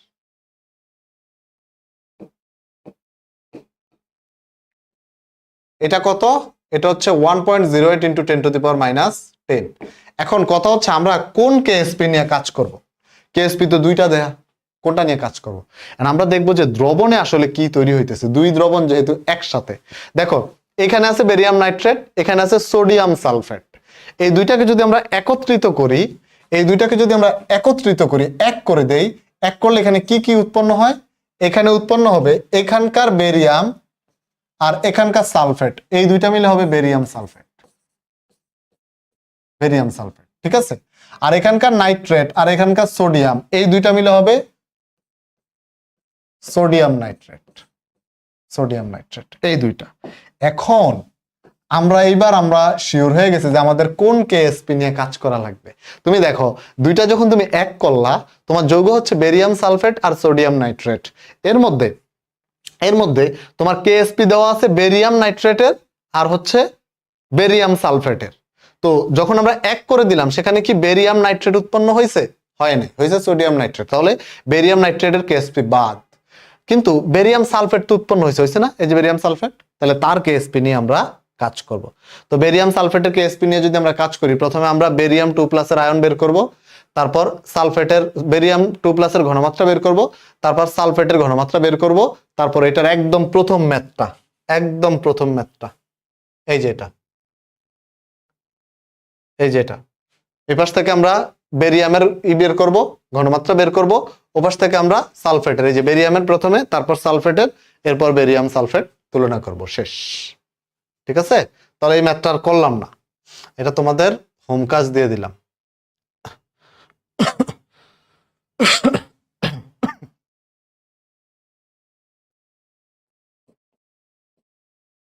ঠিক আছে, ভালোভাবে বুঝাই দিছি, এরপরও না পারলে তুমি বলবা, কোনো সমস্যা নেই। বাট ভেরি ইজি, একই জিনিস, একবার করছি, এটা আবার করার তো দরকার নেই, উদয় সময় নষ্ট, নিজে প্র্যাকটিস করো। আচ্ছা, বলছে এ ও বি পাত্রের দ্রবণ মিশ্রিত করলে মিশ্রণে কোনো অদক্ষেপ পড়বে কিনা গাণিতিকভাবে বিশ্লেষণ করো। কি কি দেওয়া আছে? এ পাশ থেকে দেওয়া আছে ক্যালসিয়াম ফ্লোরাইড, এই ক্যালসিয়াম ফ্লোরাইডের কেএসপি দেওয়া আছে। এই ম্যাথ এখন তোমার কাছে আর কোনো বিষয়ই না, তোমার কাছে এটার কোনো ঘটনাই না। কেন ঘটনাই না? তুমি এপাশ থেকে ক্যালসিয়ামের ঘনমাত্রা বের করবা, ওপাশ থেকে ফ্লোরাইডের ঘনমাত্রা বের করবা, তারপর ক্যালসিয়াম ফ্লোরাইডের কেআইপি নির্ণয় করবা। তো চলো করি, সব যদি না করি তাহলে তো আবার তোমরা মাইন্ড করতে পারো। তা আসো ক্যালসিয়াম 2+, ক্যালসিয়াম 2+, সূত্র কি V1S1 ইকুয়াল টু V2S2, হ্যাঁ V2S2। তো মান বসায় দাও, মান বসায় দাও। V1 কত, ক্যালসিয়াম কোন পাত্রে আছে, ক্যালসিয়াম আছে এই পাত্রে, তাহলে এই পাত্রে V1 কত 35, 35 ইন্টু 35 ইন্টু ইন্টু S1 ঘনমাত্রা কত, ওই যে 6 into 10 to the power -3, 6 into 10 to the power -3 equal to V2 কত, এখানে 35 ওখানে 35, টোটাল কত 70, 70 ইন্টু S2 কত জানি না, এখান থেকে একটা S2 আমরা পাবো, কার জন্য, ক্যালসিয়াম 2+ এর জন্য, সেটা কত, সেটা হচ্ছে ক। এরপর আমরা নির্ণয় করব কার, এরপর আমরা নির্ণয় করব হচ্ছে ফ্লোরাইডের, ফ্লোরাইডের জন্য সূত্র কি একই, V1S1 ইকুয়াল টু V2S2, ঠিক আছে। মান বসায় দাও। V1 ওই পাত্রে V1 কত 35 ইন্টু S1 কত 6 ইন্টু 10 টু দি পাওয়ার -3, এই একই 6 into 10 to the power -3, same তো নাকি, হ্যাঁ সেম, ইকুয়াল টু V2 কত 70 ইন্টু S2 জানি না, তাহলে এখান থেকে আমার S2 এর একটা মান পাবো, এই মানটা এটা ওই ক এর সমানই পাবো, তারপর আমরা এটা খ লিখলাম, হ্যাঁ তারপর আমরা এটা খ লিখলাম, খ, ওকে। তাই যদি হয় এখন আমরা কি করব, এখন আমরা ক্যালসিয়াম ফ্লোরাইডের কেআইপি নির্ণয় করব, ক্যালসিয়াম ফ্লোরাইড এটা কেমনে ভাঙে, এটা কেমনে ভাঙে, এটা ভাঙে ক্যালসিয়াম 2+ প্লাস 2টা ফ্লোরাইড মাইনাস, এটা কি নির্ণয় করব কেআইপি, কেআইপি কত, এই ক্যালসিয়াম 2+ এইটার ঘনমাত্রা সাথে ফ্লোরাইডের ঘনমাত্রার স্কয়ার, ক্যালসিয়ামের 2+ এর ঘনমাত্রা কত পাইছি ক, ইন্টু ফ্লোরাইডের ঘনমাত্রা কত পাইছি খ, এটার উপরে স্কয়ার, হ্যাঁ।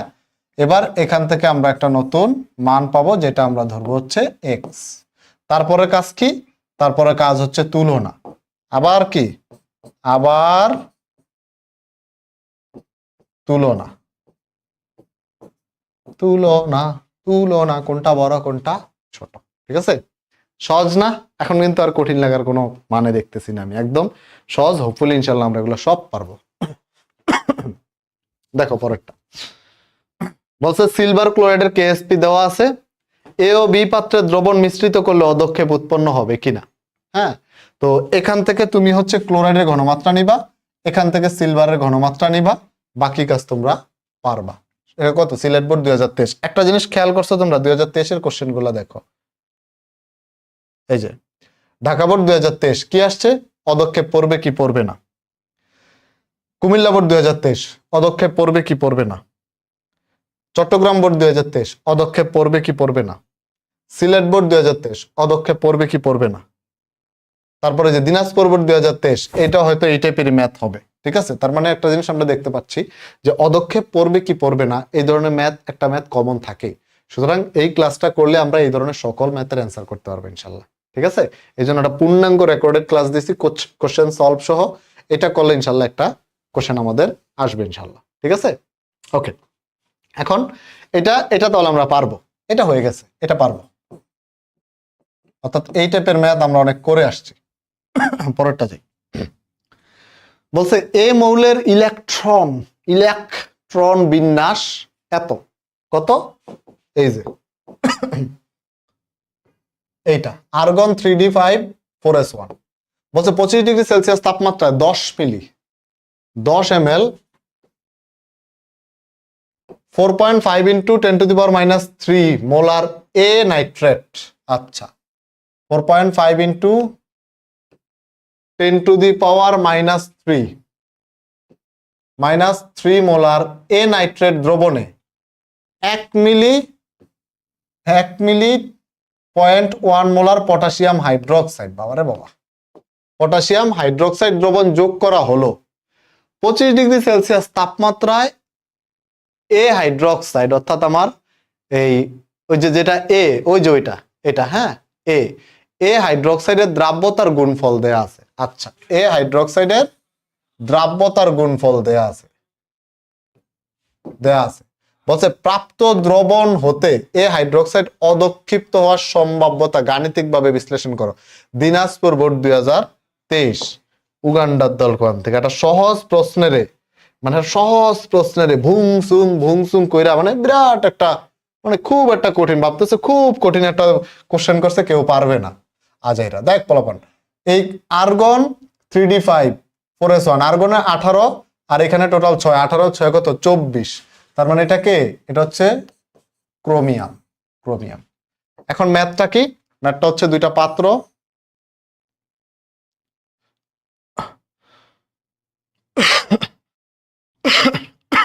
দুইটা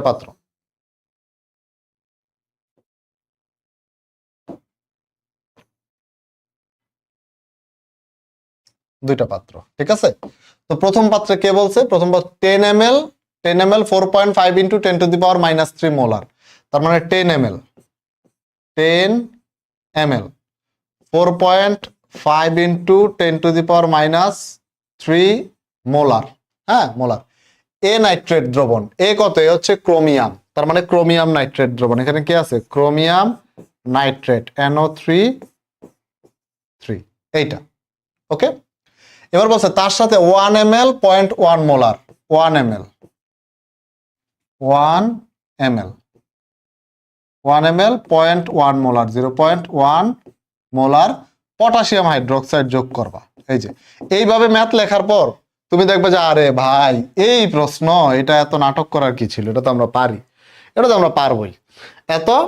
এবার বলছে যে এ হাইড্রোক্সাইডের দ্রাব্যতার গুণফল দেয়া আছে। এ হাইড্রোক্সাইড, এখানে এই কোনটা? ক্রোমিয়াম, তার মানে এখানে দেয়া আছে এই যে ক্রোমিয়াম হাইড্রোক্সাইড 3, এটার কি দেয়া আছে? এটা দেয়া আছে কেএসপি কত দেওয়া আছে? 6.7 into 10 to the power minus 31, 6.7 into 10 to the power minus 31 এইটা, ওকে। এটা দেওয়া আছে, বলছে অদক্ষিপ্ত হবে কি হবে না, শেষ ম্যাথ শেষ। তার মানে ম্যাথটা একটু বুঝলে, একটু সাজায় লিখলে বাকি কাজ সহজ। তো বাকি কাজ এবার কি করবি তোরা বলতো? কার অদক্ষেপ চাইছে? Chromium hydroxide. এখান থেকে ক্রোমিয়ামের ঘনমাত্রা বের করব, এখান থেকে হাইড্রোক্সিলের ঘনমাত্রা বের করব, তারপর কেআইপি বের করব, কেএসপি দেয়া আছে। তো দেখ খেয়াল কর, ম্যাথটা আমি করে দিই, যেহেতু প্রশ্নটা একটু জটিল, এটা আমি করে দিই। আচ্ছা, প্রথমে কারটা বের করব? ক্রোমিয়াম কত? 3+, ক্রোমিয়াম 3+, সূত্র কি? V1S1 equal to V2S2, এইটা মান বসায় দাও। V1 কত? 10 ml, 10 ইন্টু S1 কত? এই যে এটা 4.5 into 10 to the power minus 3 equal to V2 কত? এখানে 1 ml, এখানে 10 ml, total 11 ml into S2। এখান থেকে S2 এর একটা মান আমরা পাবো, ধরলাম সেই মানটা কত? ক পরিমাণ, ক। এরপর আমরা যাব কোথায়? এরপর আমরা যাব হচ্ছে হাইড্রোক্সিল, এটা। আচ্ছা, হাইড্রোক্সিলের জন্য আমাদের সূত্র কি? একই সূত্র, V1S1 equal to V2S2, এইটা, ওকে।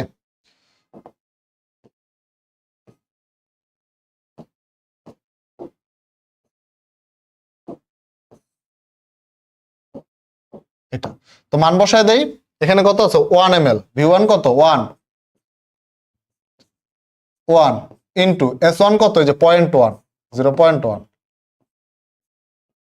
ইকুয়াল টু V2 হচ্ছে 11 ইন্টু S2 আমরা জানি না, এখান থেকে একটা S2 এর মান আমরা পাবো। এই S2টা আমরা ধরে নিলাম, এটা হচ্ছে খ। এবার আমাদের কাজ কি? এবার আমাদের কাজ হচ্ছে ওই যে সে আগের মতো কি করব জানো? কেআইপি বের করব। কার? ক্রোমিয়াম হাইড্রোক্সাইডের। তো ক্রোমিয়াম হাইড্রোক্সাইডের কেআইপি যদি বের করি, এটা ভাঙে কিভাবে? ক্রোমিয়াম হাইড্রোক্সাইড, এখান থেকে আমরা কি পাবো chromium 3+, chromium 3+ plus 3 hydroxide minus, এটা হ্যাঁ। এখন আমরা কি বের করব কেআইপি, কেআইপি ইকুয়াল টু এই ক্রোমিয়াম 3+ এর ঘনমাত্রা সাথে হাইড্রোক্সিলের ঘনমাত্রা এটার উপর কিউব। ক্রোমিয়াম 3+ কত পাইছো, ক্রোমিয়াম 3+ পাইছো হচ্ছে ক পরিমাণ, তার মানে ক মোল পার লিটার ইনটু খ মোল পার লিটারের উপর কিউব। এখান থেকে করলে তুমি নতুন একটা মান পাবা, সেটা কি, সেটা হচ্ছে এক্স। এই ক খ এক্স এগুলা দিয়ে যেন মাথা গরম না হয়, হ্যাঁ ক এর জায়গায় এই মানটা বসাই দিবা। আমি এখানে ক বসাইছি মানে তুমি এখানে কত বসাবে না, 10 পাইলে 10, 20 পাইলে এটা তুমি পাইলা, মনে করো যে এটা ক্যালকুলেশন করে তুমি পাইলা 3.5 ইন্টু 10⁻³ তো এটা কি করবা, এখানে বসাবা 3.5 ইন্টু 10⁻³। খ এর মান পাইলা ধরো 4.5 ইন্টু 10⁻7, এখানে বসাবা 4.5 ইন্টু 10⁻7, ঠিক আছে, বসায় দিয়ে এরপর ক্যালকুলেশন করলে এক্স, এক্স আইলে মনে করো যে 6.9 ইন্টু 10⁻10, ফাইন, ওটাই বসাই দিবা, শেষ। এরপরে বাকি কাজ কি, বাকি কাজ হচ্ছে আবার কেএসপি কেআইপি তুলনা, এরপরে কেএসপি ভার্সেস কেআইপি তুলনা, তুলনা করে যেটা আসবে সেটাই আমাদের অ্যান্সার। ক্লিয়ার, হোপফুলি আমরা পারবো, ঠিক আছে, যাই আমরা পরের ম্যাথে।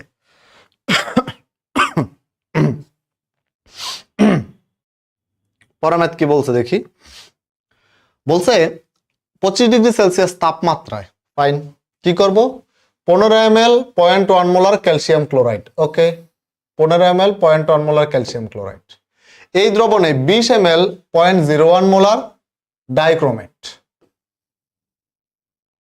এই যে এটা, আচ্ছা পটাশিয়াম ক্রোমেট, ডাইক্রোমেট না ক্রোমেট, 20 ml 0.1 মোলার ক্রোমেট দ্রবণ যোগ করা হলো। এবার তোমাকে ক্যালসিয়াম ক্রোমেটের কেএসপি দেওয়া আছে, কেএসপি দেওয়া আছে কার, ক্যালসিয়াম ক্রোমেটের, এই যে এটা, এটা দিলে বলছে মিশ্রণটিতে কোনো অদক্ষেপ সৃষ্টি হবে কি না। তাহলে এ পাশ থেকে তুমি নিবা কারটা, ক্যালসিয়ামেরটা, ও পাশ থেকে নিবা কারটা, ক্রোমেটেরটা, তারপরে ক্যালসিয়াম ক্রোমেট দুইটা দিয়ে দিই, শেষ। এটা কোথায়, ময়মনসিংহ বোর্ড 2023, তার মানে সবগুলা বোর্ডে কিন্তু এই যে ঢাকা বোর্ড 2019-এর পর আসছে, তো সবগুলা বোর্ডে কিন্তু এই ধরনের জিনিস আসছে, মানে সেম টাইপের কোশ্চেন। আচ্ছা, তো এবার আসো কি করব আমরা, প্রথমে হচ্ছে সেম টাইপের ম্যাথ করব কি, এপাশ থেকে ক্যালসিয়ামেরটা বের করবে, যেখান থেকে ক্যালসিয়াম B1S1 = B2S2, এখান থেকে ক্রোমেট CrO7 2-, CrO7 2-, এরপরে যে ক্যালসিয়াম এটা দেয়া আছে, বাস এপাশ থেকে এটা ওপাশ থেকে এটা দুইটা মিক্স করে ফেলবা, পারবা মনে হয়, এটা বাড়ির কাজ দিয়ে দিই, একই জিনিস করতে করতে আর ভালো লাগে না। এটা দেখো বলছে 27 ডিগ্রি সেলসিয়াস তাপমাত্রায় RnO3 এর দ্রাব্যতা কত, এর দ্রাব্যতা RnO3 এর দ্রাব্যতা এত, আচ্ছা দ্রাব্যতা মানে ঘনমাত্রা, দ্রাব্যতা মানে কি দেওয়া, ঘনমাত্রা দেওয়া। এরপরে বলছে যে আর কেএসপি অফ RCl, আচ্ছা RCl এর কেএসপি দেওয়া আছে, কত দেওয়া আছে, দেওয়া আছে 4.8 ইন্টু 10⁻6 হলে সি পাত্রে, এই যে এই পাত্রে, এই সি পাত্রে অদক্ষেপ পড়বে কিনা, অদক্ষেপ কার পড়বে, RCl এর পড়বে। তো এপাশ থেকে আমরা নিব কার, এপাশ থেকে নিব হচ্ছে আর এর, আর এপাশ থেকে নিব কি ক্লোরিনের Cl এর, ঠিক আছে, এপাশ থেকে নিব আমরা আর, এপাশ থেকে নিব হচ্ছে ক্লোরিন, নিয়ে RCl এই দুইটা মিক্স করে RCl ভাঙবো, ভেঙে আমরা দেখবো যে অদক্ষেপ পড়বে কি পড়বে না, একই জিনিস, একদম সেম কোশ্চেন, সেম টাইপের কোশ্চেন, সেম টাইপের অ্যান্সার। এইটাও আমি তোমাদেরকে হোমওয়ার্ক দিলাম, আবার বুঝিয়ে দিই। দেখো এখানে কি আছে, যে RnO3 আছে, RnO3 কি আছে, RnO3 এর 20 ml দেওয়া আছে, মানে আয়তন দেওয়া আছে, ঘনমাত্রা দেওয়া আছে, হ্যাঁ। এখানে তোমার কি আছে, QCl আছে, এই QCl এ কি আছে, আয়তন দেওয়া আছে, ঘনমাত্রা দেওয়া আছে। তাহলে এখান থেকে তুমি কাঠটা নিবা, এখান থেকে নিবা হচ্ছে ক্লোরিন, এখান থেকে নিবা হচ্ছে তুমি আর, তারপর দুইটা মিলে কি হবে, RCl, দুইটা মিলে কি হবে, RCl, ব্যাস এবার এখানে আর বের করবা, এখানে ক্লোরিন বের করবা, ক্লোরিন বের করে যে কেএসপি এর মান দেয়া আছে করে দিবা, শেষ শেষ। ঠিক আছে, তো হোপফুলি আমরা পারবো পারবো। যাই, এটা দিয়ে দিলাম আবার বাড়ির কাছে। হ্যাঁ, SW পরেরটা, কপার হাইড্রোক্সাইডের কেএসপি দেওয়া আছে। ওকে ফাইন, কপার হাইড্রোক্সাইডের কেএসপি দেওয়া আছে, দিল। বলছে এ ও বি এর দ্রবণ দুটিকে একত্রে মিশ্রিত করলে অদক্ষেপ সৃষ্টির সম্ভাব্যতা গাণিতিকভাবে বিশ্লেষণ করো। আচ্ছা, এখানে আছে কপার সালফেট, এখান থেকে তুমি কাঠটা বের করবা, এখান থেকে তুমি বের করবা হচ্ছে কপারেরটা। ওইখানে আছে কত, এখানে আছে সোডিয়াম হাইড্রোক্সাইড, এখান থেকে বের করবা কোনটা, হাইড্রোক্সাইডেরটা। শেষ। এই জায়গায় বলা আছে সেন্টিমোলার, এই সেন্টিমোলার মানে কি, সেন্টিমোলার হচ্ছে 0.01 মোল, 0.01 মোল, 0.01 মোল। ঠিক আছে, তাহলে 80 ml 0.01 মোল sodium hydroxide, 100 ml 6 × 10⁻⁻4 molar copper sulphate. তো এখান থেকে আমরা বের করবো হচ্ছে কপার 2+, ওপাশ থেকে বের করবো হচ্ছে আমরা হাইড্রোক্সিল। তারপর এই কপার হাইড্রোক্সাইড এটা ভাঙে কেমনে, এটা ভাঙে হচ্ছে কপার হাইড্রোক্সাইড, এটা ভাঙবে কপার 2+ প্লাস দুইটা হাইড্রোক্সিল মাইনাস। এটার কেআইপি কি হবে, কেআইপি হবে কপার 2+, এটার ঘনমাত্রা সাথে হাইড্রোক্সিল মাইনাস এটার ঘনমাত্রার স্কোয়ার। তো তুমি কপার 2+ তো বের করবা V1S1 V2S2, হাইড্রোক্সিলও বের করবা V1S1 V2S2, ওই দুইটার মান এখানে বসায় দিবা, তুলনা করবা, শেষ।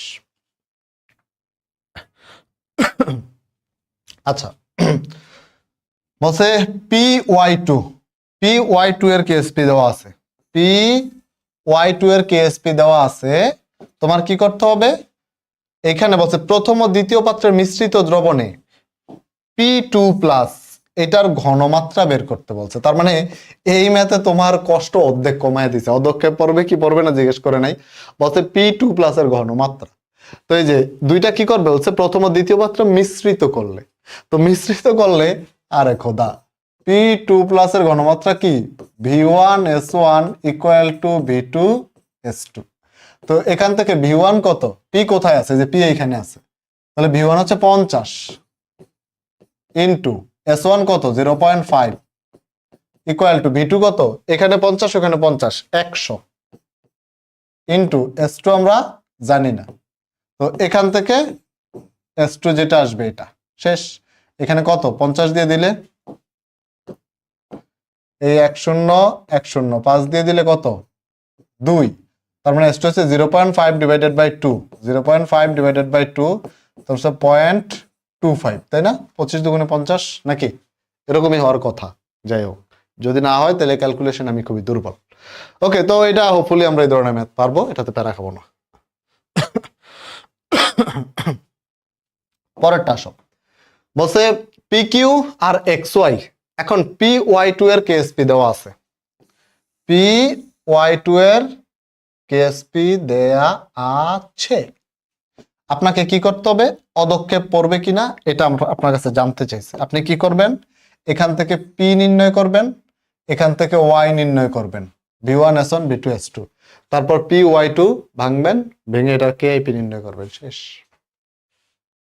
এগুলা না করাই, একই টাইপের ম্যাথ করায় লাভ নাই। আচ্ছা, যশোর বোর্ড 2022, AY2 এর দ্রাব্যতার গুণফল, AY2 এর দ্রাব্যতার গুণফল, এটা একটু করি, এটা একটু মজা হবে। দেখো AY2 এর দ্রাব্যতার গুণফল দেয়া আছে, AY2 এটা দ্রাব্যতার কেএসপি দেয়া আছে কত 4.8 × 10⁻⁻7। বলছে পাত্র 1 এবং পাত্র 2 এর দ্রবণে B3- আয়তনের ঘনমাত্রা, B3-, এই যে এটা B3- এর ঘনমাত্রা নির্ণয় করতে বলছে, ঠিক আছে। আচ্ছা, এখন পাত্র 1 এ B3 এর ঘনমাত্রা কত, এই যে 6 × 10⁻⁻2, এটা পাত্র 1 এ কি B3 এর ঘনমাত্রা এই যে 6 × 10⁻⁻2, এটা কি, এটা কিন্তু না। এই যে কনফিউশনটা এখানে, আর কিছুই না। দেখো তোমাকে কি বলছে, তোমাকে বলছে B3- এর ঘনমাত্রা বের করতে, যে এটার ঘনমাত্রা বের করতে B3-। এখন এই যে ঘনমাত্রাটা দেওয়া 6 × 10⁻², এটা কার, এটা হচ্ছে A3B2 যৌগের, A3B2 যৌগের। এখন এখানে B3 মাইনাসের ঘনমাত্রা কত? তো খেয়াল করে দেখো, খেয়াল করে দেখো, A3B2 যদি আমরা ভাঙি, A3B2 এটা ভাঙলে কেমনে ভাঙে? এ লিখবো কয়টা? 3টা। 3A এর মাথার উপর কত যাবে? 2। 3F2 প্লাস প্লাস বি লিখবো কয়টা? 2টা। মাথার উপর কি যাবে? 3 মাইনাস। তাহলে এটা যদি হয় আমাদের S, এটা হচ্ছে 3S, আর এটা কি? এটা হচ্ছে 2S, তাই না?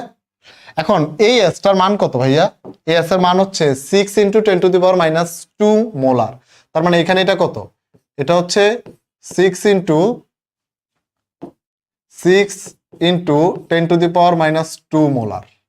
তাহলে এটার মান কত হবে? এটার মান হবে 2 × 6 × 10⁻², মোলার। তার মানে 6 দুগুণে 12, 12 × 10⁻², মোলার। এটা কোথায়? এটা কোথায়? এটা হচ্ছে এই পাত্রে, এটা হচ্ছে এই পাত্রে, এই পাত্রে, তাই না? এই পাত্রে যে মানটা দেওয়া আছে সেটা থেকে আমরা এই B3 মাইনাসের ঘনমাত্রা বের করলাম। কিন্তু আমাদের প্রশ্ন বলছে পাত্র 1 এবং পাত্র 2 দুইটা মিক্স করলে কত হবে? তো দুইটা মিক্স করলে আমাদের সূত্র কি? দুইটা মিক্স করলে হচ্ছে আমাদের V1S1 = V2S2। ওকে, এবার V1 কত? প্রথম পাত্রের আয়তন কত? 40 ml, 40 ইন্টু প্রথম পাত্রের ঘনমাত্রা কত? 6 × 10⁻²? না, এতক্ষণ সব ম্যাথে কিন্তু আমরা এইভাবে ডিরেক্ট এটা নিছি। কারণ কি? কারণ 1:1 ছিল। মনে করো তোমার কি বলছে এখানে, এটা যদি সিলভার নাইট্রেট দিত, এটা দিত, ধরো সিলভার নাইট্রেট, নাইট্রেট দিলে আমরা এটা লিখতে পারতাম। কেন? কারণ সিলভার একটাই আছে। কিন্তু আমরা নির্ণয় করতেছি বি এরটা। বি কয়টা আছে? বি আছে 2টা, তাহলে 2 দিয়ে গুণ দিতে হবে। যদি এ এরটা নির্ণয় করতাম তাহলে একে কত দিয়ে গুণ দিতাম? 3 দিয়ে গুণ দিতাম। বুঝছো? তো এতক্ষণ আমাদের এরকম ম্যাথ আসে না, এই জন্য আমরা গুণ দিই নাই। এই প্রথম আসলো, এই জন্য আমরা গুণ দিলাম। তাহলে এখানে কত? এই যে গুণ দেওয়ার পর যেটা আছে 12 × 10⁻², ইকুয়াল টু V2 কত? V2 হচ্ছে দুইটা মিক্স, 40 আর 80 কত? 120 ইন্টু S2 আমরা জানি না। এখান থেকে S2 এর মান যা আসবে তাই হচ্ছে আমাদের অ্যান্সার। হোপফুলি আমরা পারবো, আমরা পারবো। আচ্ছা, সেম ম্যাথ, সেম ম্যাথ বলছে AY2 এর দ্রাব্যতা, তাই কি? AY2 এর দ্রাব্যতা, হ্যাঁ, AY2 এর দ্রাব্যতার গুণফল দেয়া আছে, বলছে AY2 এর অদক্ষেপ পড়বে কিনা। AY2 এর অদক্ষেপ পড়বে কিনা। তো AY2 এর অদক্ষেপ পড়বে কিনা সেটার জন্য আমাদের কি করা লাগবে? সেটার জন্য আমাদের এই পাশ থেকে আমরা কারটা বের করব। এই পাশ থেকে বের করব হচ্ছে আমরা A এরটা, এই পাশ থেকে হচ্ছে A, আর এই পাশ থেকে হচ্ছে Y।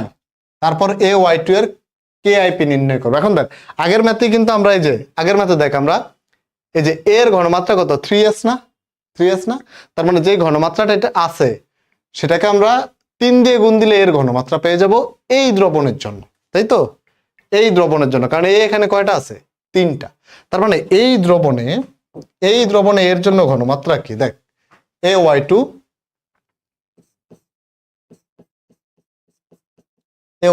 এই দ্রবণের জন্য এর ঘনমাত্রা কি? এই দ্রবণের জন্য এই যে A3 মাইনাস, এটার ঘনমাত্রা কত? 3 × 6 × 10⁻² কত? -2, 10⁻²। তার মানে হচ্ছে 318, 18 × 10⁻², মোলার। এটা কোথায়? এটা হচ্ছে এই দ্রবণে, তাই না? এই দ্রবণে। এইবার আমরা টোটালটার ক্ষেত্রে চিন্তা করব। টোটালটা কত?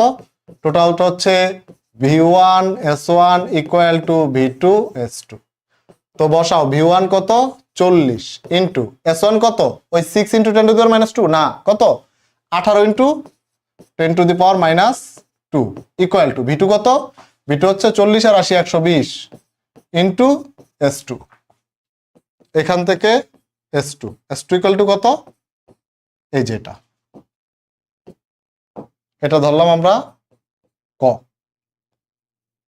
ধর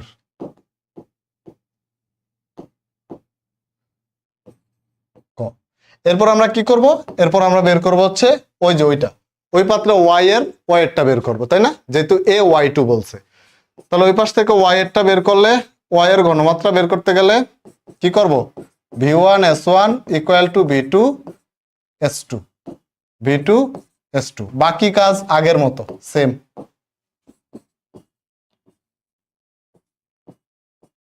বাকি কাজ আগে যা করছো তাই, ওটা পারবা আগের মতো। v1s1 দিয়ে এখান থেকে s2 বের করবা, তারপর a y2 এর কি করবা, KIP নির্ণয় করবা। এখন তুমি যদি এই স্টেটে এসে বলো যে ভাই a y2 এর KIP কেমনে নির্ণয় করব, তাহলে কি কেমনে নির্ণয় করবা জানো, একটা ইট নিবা, ইট নিয়ে ওটা আমার মাথায় মারবা,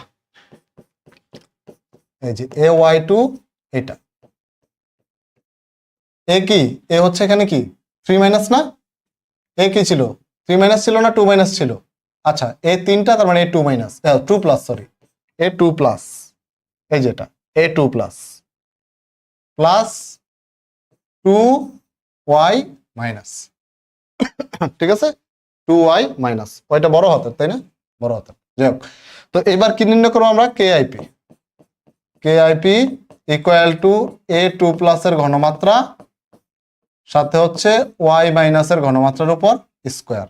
এখন যে এ 2 প্লাসের ঘনমাত্রা একটা পাইছি,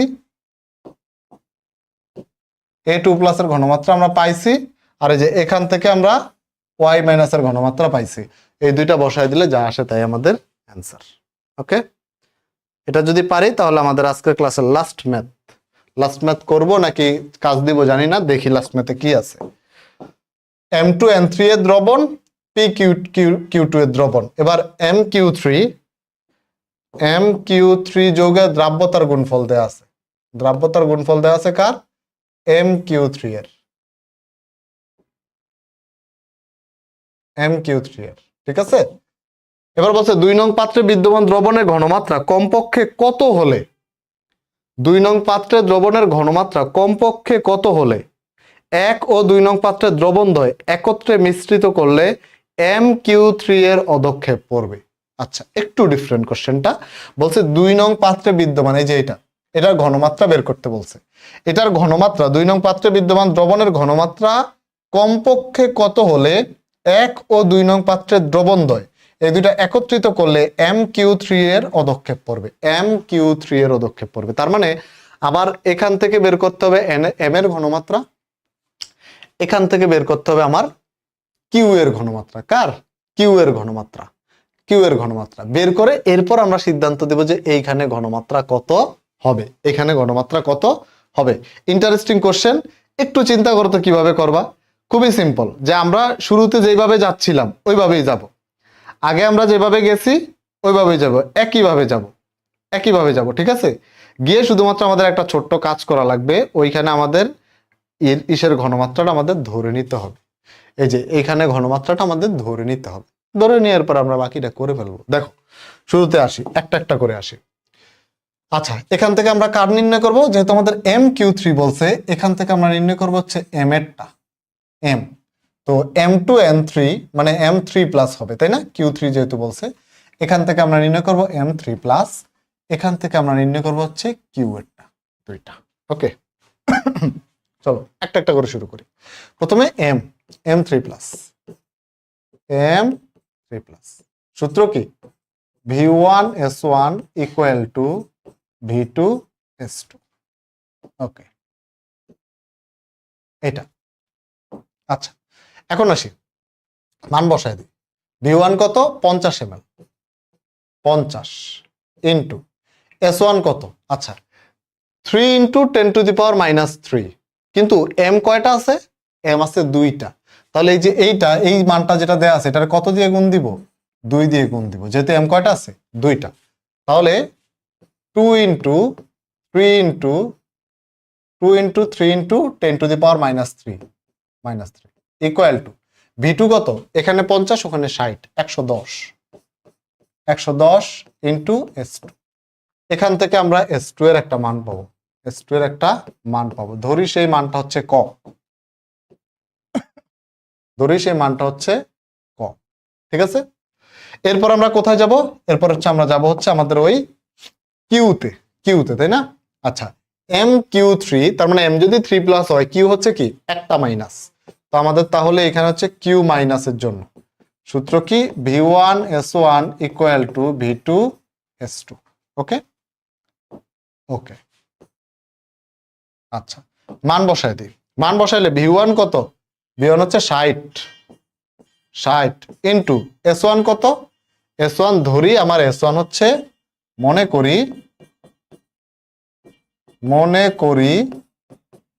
করি এই যে কিউটা, কিউ এর ঘনমাত্রা ইকুয়াল টু এক্স। তাহলে আমরা ধরে নিলাম কিউ এর ঘনমাত্রা হচ্ছে এক্স, ইনিশিয়াল ঘনমাত্রা এক্স ধরে নিলাম। কোথায়? ওই যে ওইখানে আমরা কিউ এর ঘনমাত্রাটা এক্স ধরে নিলাম।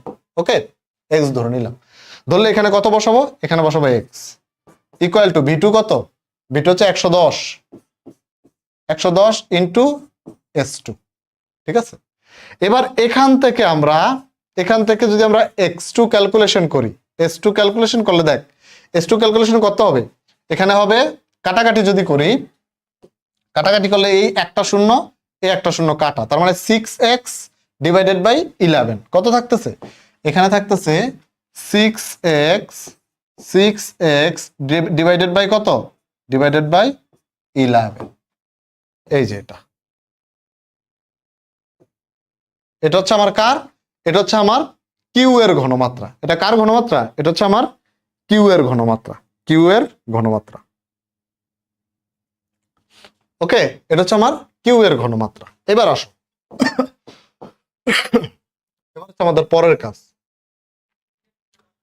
পরের কাজ কি? পরের কাজ বলছে কি ভাইয়া? বলছে আমাদের এই যে দ্রাব্যতার গুণফল দেয়া আছে, বলছে এই যে এটার ঘনমাত্রা কত হইলে, এটার ঘনমাত্রা কত হইলে আমরা কি করতে পারবো? আমরা হচ্ছে এই অদক্ষেপ পড়বে। তো আমরা কি শিখে আসছিলাম? যে যখন আমাদেরকে বলবে যে কারো ঘনমাত্রা কত হইলে অদক্ষিপ্ত হবে, তখন আমরা কি করব? এই কেএসপি থেকে তার ঘনমাত্রা বের করব। কেএসপি থেকে তার ঘনমাত্রা যদি বের করে আমরা বলবো যে এত পর্যন্ত ঠিক আছে, তার উপরে উঠলেই কি? তার উপরে উঠলেই অদক্ষেপ। ঠিক আছে, তো এবার আমরা কি করব? এবার হচ্ছে আমরা এই MQ3 এর কেএসপি নির্ণয় করব। MQ3 এর কেএসপি নির্ণয় করব। দেখো এই MQ3 এটা আমরা ভাঙবো। কিভাবে ভাঙবো? এম কয়টা লিখবো? একটা, তার মাথার উপর 3টা প্লাস, যোগ কিউ লিখবো 3টা, তার মাথার উপর একটা মাইনাস, এটা। তো এবার আমরা যদি এর কেএসপি নির্ণয় করি, কেএসপি ইকুয়াল টু এই M3 প্লাস এটার উপর এটার ঘনমাত্রা ইনটু কিউ মাইনাস এটার ঘনমাত্রার উপর কিউব। ঠিক আছে, মান বসায় দিই। কেএসপির মান দেয়া আছে না?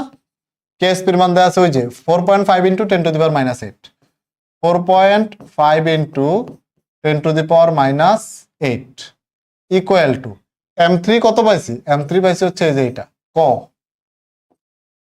ক ক ইনটু এই কিউ মাইনাস কত পাইছি? কিউ মাইনাস পাইছি 6x ডিভাইডেড বাই 11। তাহলে এই যে 6x ডিভাইডেড বাই 11 এর উপর কত? কিউব। এখন ভাইয়া দেখো, এখান থেকে তুমি x এর একটা মান পাবা না? এখান থেকে তুমি x এর একটা মান পাবা। ধরো সেটা হচ্ছে কি? সেটা হচ্ছে গ মোল পার লিটার, গ মোল পার লিটার বা গ মোলার, গ। ঠিক আছে, গ মোলার। ওকে, কারণ দেখো তুমি এখানে ক এর মান তো জানোই, যেটা তো জানোই, তুমি এটা জানো। তো এটা জানলে এটা বসায় দিলে তুমি এটা দিয়ে ক দিয়ে এটা ভাগ দিলা, দেওয়ার পর এটারে ওই যে রুটে নিয়া যেহেতু 3 আছে 3 বসাইলা, মান বের হয়ে গেল। তারপর এখান থেকে x এর মান বের করে এইটুক ক্যালকুলেশন তোমরা পারো, এইটুক ক্যালকুলেশন ম্যাথে বীজগণিতে তোমরা পারো। তো এখান থেকে তুমি x এর মান বের করলে এত মোলার। এখন আমাদের প্রশ্ন করছে কি? প্রশ্ন বলছে যে 2 নং পাত্রের দ্রবণ, এই যে 2 নং পাত্রে বিদ্যমান দ্রবণের ঘনমাত্রা কমপক্ষে কত হইলে। আমাদেরকে কিসের ঘনমাত্রা জানতে চাইছে? দ্রবণের ঘনমাত্রা, অর্থাৎ এই যে এই যৌগটার ঘনমাত্রা জানতে চাইছে। And আমরা যে ঘনমাত্রা পাইছি এক্স, এটা কার ঘনমাত্রা? এটা হচ্ছে কিউ এর ঘনমাত্রা, কিউ এর, যৌগের না, ওই যৌগের নয়, দ্রবণের না। আমরা দ্রবণের ঘনমাত্রা বের করব। তার আগে কনসেপ্টটা ক্লিয়ার করি। বলছে এই ঘনমাত্রা সর্বোচ্চ কত হলে, কমপক্ষে কত হলে, কমপক্ষে কত হলে পদক্ষেপ পড়া শুরু করবে। পদক্ষেপ পড়া শুরু করবে। তাহলে এখন এখন এই যে এক্সট্রা, এটা আসছে কোথা থেকে? কেএসপি থেকে। তার মানে এই কেএসপির যে মানটা গ, এই গ পর্যন্ত এটা ওকে, গ পর্যন্ত এটা কি ওকে, এতটুকু পর্যন্ত হইলে কেএসপি সম্পৃক্ত, পদক্ষেপ পড়বে না। এর বেশি হইলে পদক্ষেপ পড়বে, তাই না? কিউ এর মান এর বেশি হইলে পদক্ষেপ পড়বে। এটা কি? এই গটা কি? এক্সট্রা কি? এক্সট্রা হচ্ছে কিউ এর ঘনমাত্রা। এখন আমাদেরকে বলছে যে ভাইয়া তুমি কিউ এর না, তুমি ওই দ্রবণের ঘনমাত্রাটা বের করে দেখাও। তো এখন দেখো তো, ওই দ্রবণের ঘনমাত্রা যদি আমরা বের করি, এটা কি খুব কঠিন কাজ? ওটা কি? ওটা হচ্ছে P Q two, P Q two. এটা ভাঙে কেমনে? এটা ভাঙে হচ্ছে P two plus plus two Q two, two Q minus. তাহলে এখন দেখো, এটার ঘনমাত্রা যদি হয় আমার, এটার ঘনমাত্রা যদি হয় ধরো এই, এটার ঘনমাত্রা ধরো যদি হয় আমার এস, এটাও এস, আর এটা কি? এটা হচ্ছে 2s, এটা ঠিক আছে। তাহলে এখন আমরা কি লিখতে পারি? এখন আমরা লিখতে পারি হচ্ছে যে এই 2s ইকুয়াল টু কত? এই যে এক্স, এক্স, এক্স মানে কত? এক্স মানে হচ্ছে গ, গ, এই যে এই মানটা আর কি, এই মানটা, তাই না? তাহলে এখানে এস এর মান কত? এই যৌগের জন্য কত? এই যৌগের জন্য হচ্ছে, এই যৌগের জন্য হচ্ছে X by two, X by two, বা হচ্ছে গ বাই টু, গ বাই টু। এখানে আমরা যে মানটা পাবো, এখানে যে মানটা পাবো সেটাই হচ্ছে আমাদের অ্যান্সার। কিন্তু অ্যান্সারটা হবে কি? অ্যান্সারটা আমাদের জিজ্ঞেস করছে যে 2 নং পাত্রে, এই পাত্রের ঘনমাত্রা ঠিক ন্যূনতম কত হইলে, ন্যূনতম কত হইলে পদক্ষেপ পড়বে। তার মানে এই যে মানটা, এইটা থেকে বেশি হইতে হবে, তাই না? এইটা থেকে বেশি হইতে হবে। তার মানে আমাদের অ্যান্সারটা হবে কত? আমাদের অ্যান্সার হবে, অ্যান্সার হবে যে গ্রেটার দেন গ বাই টু, গ বাই টু, অর্থাৎ গ বাই টু থেকে বেশি হওয়া লাগবে, গ্রেটার দেন গ বাই টু, এই গ বাই টু থেকে বেশি হওয়া লাগবে, গ বাই টু থেকে বেশি হওয়া লাগবে। ওকে, বুঝতে পারছি আমরা? গ বাই টু থেকে বেশি হওয়া লাগবে। এই যে মানে ন্যূনতম এত, ন্যূনতম এত হইলে এটা কি সম্পৃক্ত, এই ন্যূনতম গ বাই টু হইলে সম্পৃক্ত, তার থেকে বেশি হইলে আমার পদক্ষেপ পড়া শুরু করবে। ক্লিয়ার? এখন এইখানে তোমার এই যে লাস্টে এসে একটু প্যাচ লাগতে পারে যে ভাই এটা আবার আপনি আবার পি কিউ টু। এখন আমাদের চাইছেই তো 2 নং পাত্রে বিদ্যমান দ্রবণের ঘনমাত্রা, তোমাকে কিন্তু কিউ এর ঘনমাত্রা জিজ্ঞেস করে না। যদি কিউ এর ঘনমাত্রা জিজ্ঞেস করতো তাহলে ম্যাথ এখানে শেষ, এই যে এটাতে শেষ। বলতাম গ পরিমাণ হইলে, গ থেকে বেশি হলেই কি, গ থেকে বেশি হলে পদক্ষেপ। কিন্তু যেহেতু দ্রবণের ঘনমাত্রা চাইছে, দ্রবণের ঘনমাত্রা হচ্ছে গ বাই টু, গ বাই টু। তুমি আরেকটা কাজ করতে পারতা, সেটা হচ্ছে তুমি যদি এইখানে পি কিউ টু এর ঘনমাত্রা ধরতা এক্স, তাহলে কিউ এর ঘনমাত্রা কি হতো? 2x। তাহলে এইখানে তুমি কি বসাইতা? এই জায়গায় তুমি বসাইতে হতে 2x। তো এই জায়গায় 2x বসাইলে তুমি ওই ক্যালকুলেশনে ডিরেক্ট তুমি x এর মান পাইতা, অর্থাৎ দ্রবণের মান পাইতা। তো আমি কিউ কে x ধরছি, এজন্য পরে আমার 2 দিয়ে ভাগ দেওয়া লাগছে। কিন্তু তুমি যদি আগে দ্রবণকে x ধরতা, কিউ কে 2x ধরতা, তাহলে এখানে আর ভাগ দেওয়া লাগতো না। তো 2টা দিয়েই করা যাবে, তোমার খুশি। হ্যাঁ, 2টা দিয়ে করা যাবে, সহজ জিনিস, এত প্যারা খাওয়ার দরকার নেই। আমি প্রথমে x এর মান বের করে পরে 2 দিয়ে ভাগ দিছি, তুমি প্রথমেই এটাকে x ধরে আগে কিউ কে 2 দিয়ে গুণ দিলে হইতো, একই কথা। মানে যদি মেথড বুঝো তাহলে প্যারা লাগবে না, কিন্তু যদি না বুঝো তাহলে প্যারা লাগবে। বাট হোপফুলি আমরা পারবো, বুঝতে পারছি আমরা একই প্রসেসের অনেকগুলো ম্যাথ দেখলাম, অনেকগুলো ম্যাথ দেখছি, এরপরে মনে হয় না যে এই টপিকে আমরা আর আটকাবো। ঠিক আছে? তো ইনশাল্লাহ হোপফুলি আমাদের এই যে পদক্ষেপ পড়বে কি পড়বে না, এই ধরনের যতগুলো ম্যাথ আসবে সব আমরা ইনশাল্লাহ অ্যান্সার করতে পারবো। ঠিক আছে? সো আজকে এই পর্যন্তই থাকুক, মানে এই ক্লাসটা এই পর্যন্তই। ইনশাল্লাহ নেক্সট আবার দ্রাব্যতার নেক্সট পরবর্তী ক্লাসে তোমাদের সাথে দেখা হবে। তো অতটুকু পর্যন্ত ভালো থাকো, সুস্থ থাকো, আল্লাহ হাফেজ।